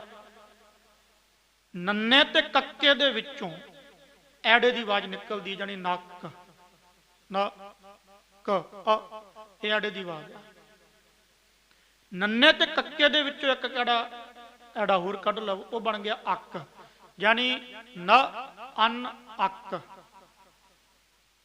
ਨ ਪਲੱਸ ਅੰਨ ਪਲੱਸ ਅੱਕ। ਅੱਕ ਕਹਿੰਦੇ ਆ ਦੁੱਖ ਨੂੰ, ਅੰਨ ਕਹਿੰਦੇ ਆ ਰਹਿਤ, ਨਾ ਕਹਿੰਦੇ ਆ ਵੀ ਵਿਸ਼ੇਸ਼ ਕਰਕੇ, ਜਿਹਨੂੰ ਕਹਿੰਦੇ ਨਿਸ਼ਚੈ ਪੂਰਵਕ।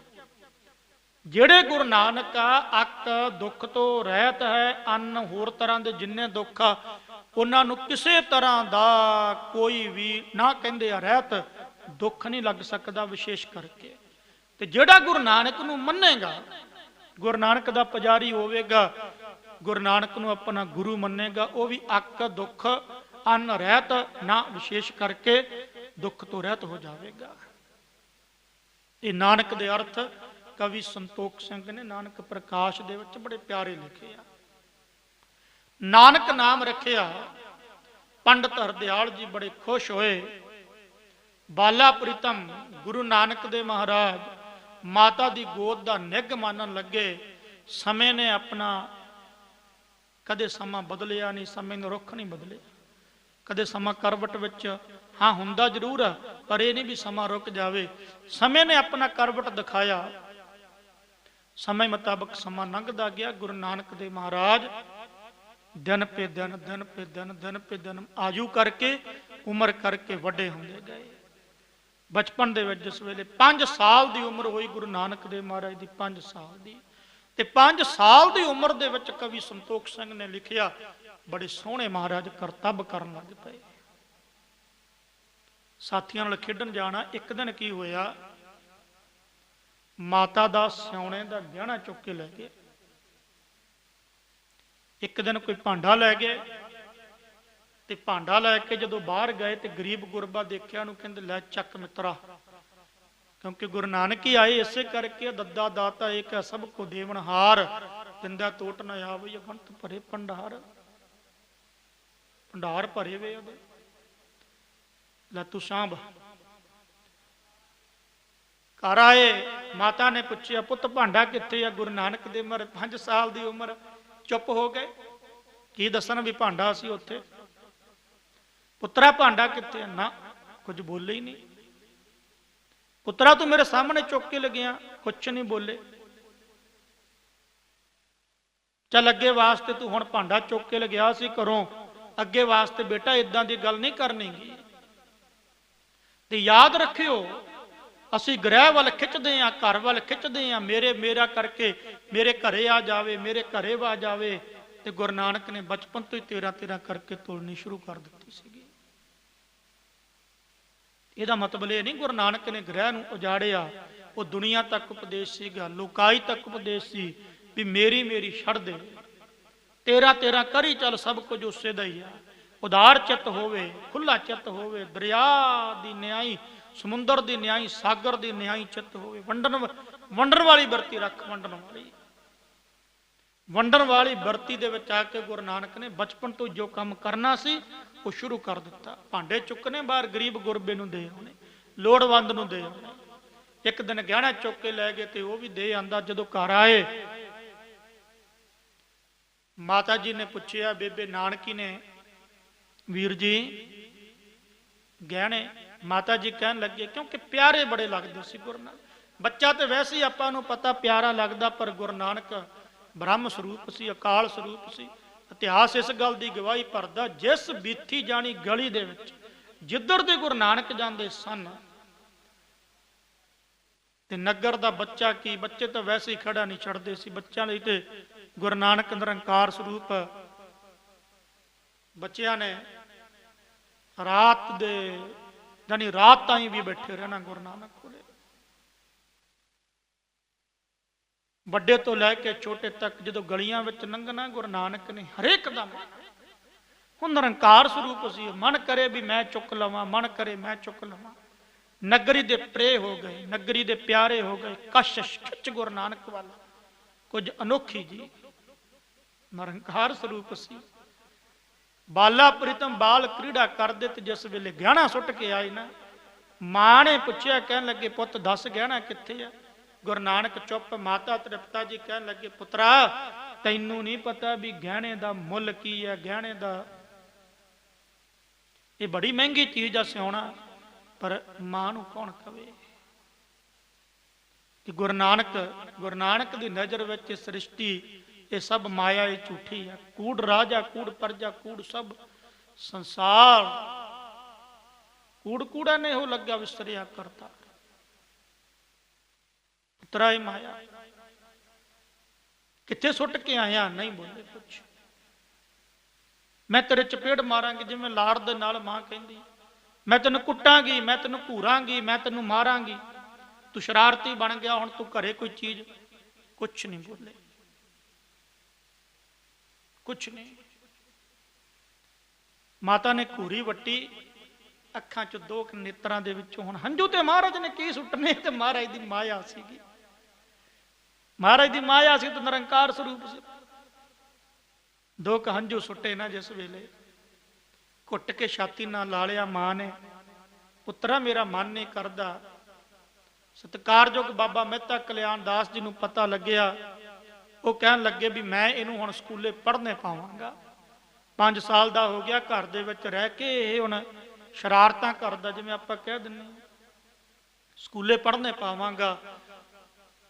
ਗੁਰੂ ਨਾਨਕ ਨੂੰ ਕਿਸ ਤਰ੍ਹਾਂ ਪੰਡਤ ਕੋਲੇ ਪੜ੍ਹਨ ਦੇ ਲਈ ਬਿਠਾਉਣ ਜਾਣਾ, ਜਿਹੜਾ ਅਗਲਾ ਇਤਿਹਾਸ ਆ ਲੜੀਵਾਰ ਆਪਾਂ, ਗੁਰੂ ਕਿਰਪਾ ਕਰੇ, ਗੁਰੂ ਬਖਸ਼ਿਸ਼ ਕਰੇ, ਗੁਰੂ ਰਹਿਮਤ ਕਰੇ। ਗੁਰੂ ਨਾਨਕ ਦੇਵ ਮਹਾਰਾਜ ਦਾ ਇਤਿਹਾਸ, ਸਾਰਾ ਇਤਿਹਾਸ ਆਪ ਰਹਿਮਤ ਕਰਕੇ, ਆਪ ਬਖਸ਼ਿਸ਼ ਕਰਕੇ ਮਹਾਰਾਜ ਕਰਵਾ ਲੈਣ। ਉਹ ਇਤਿਹਾਸ ਆਪ ਸੰਗਤਾਂ ਨਾਲ ਅੱਗੇ ਸਾਂਝੇ ਕਰਾਂਗੇ।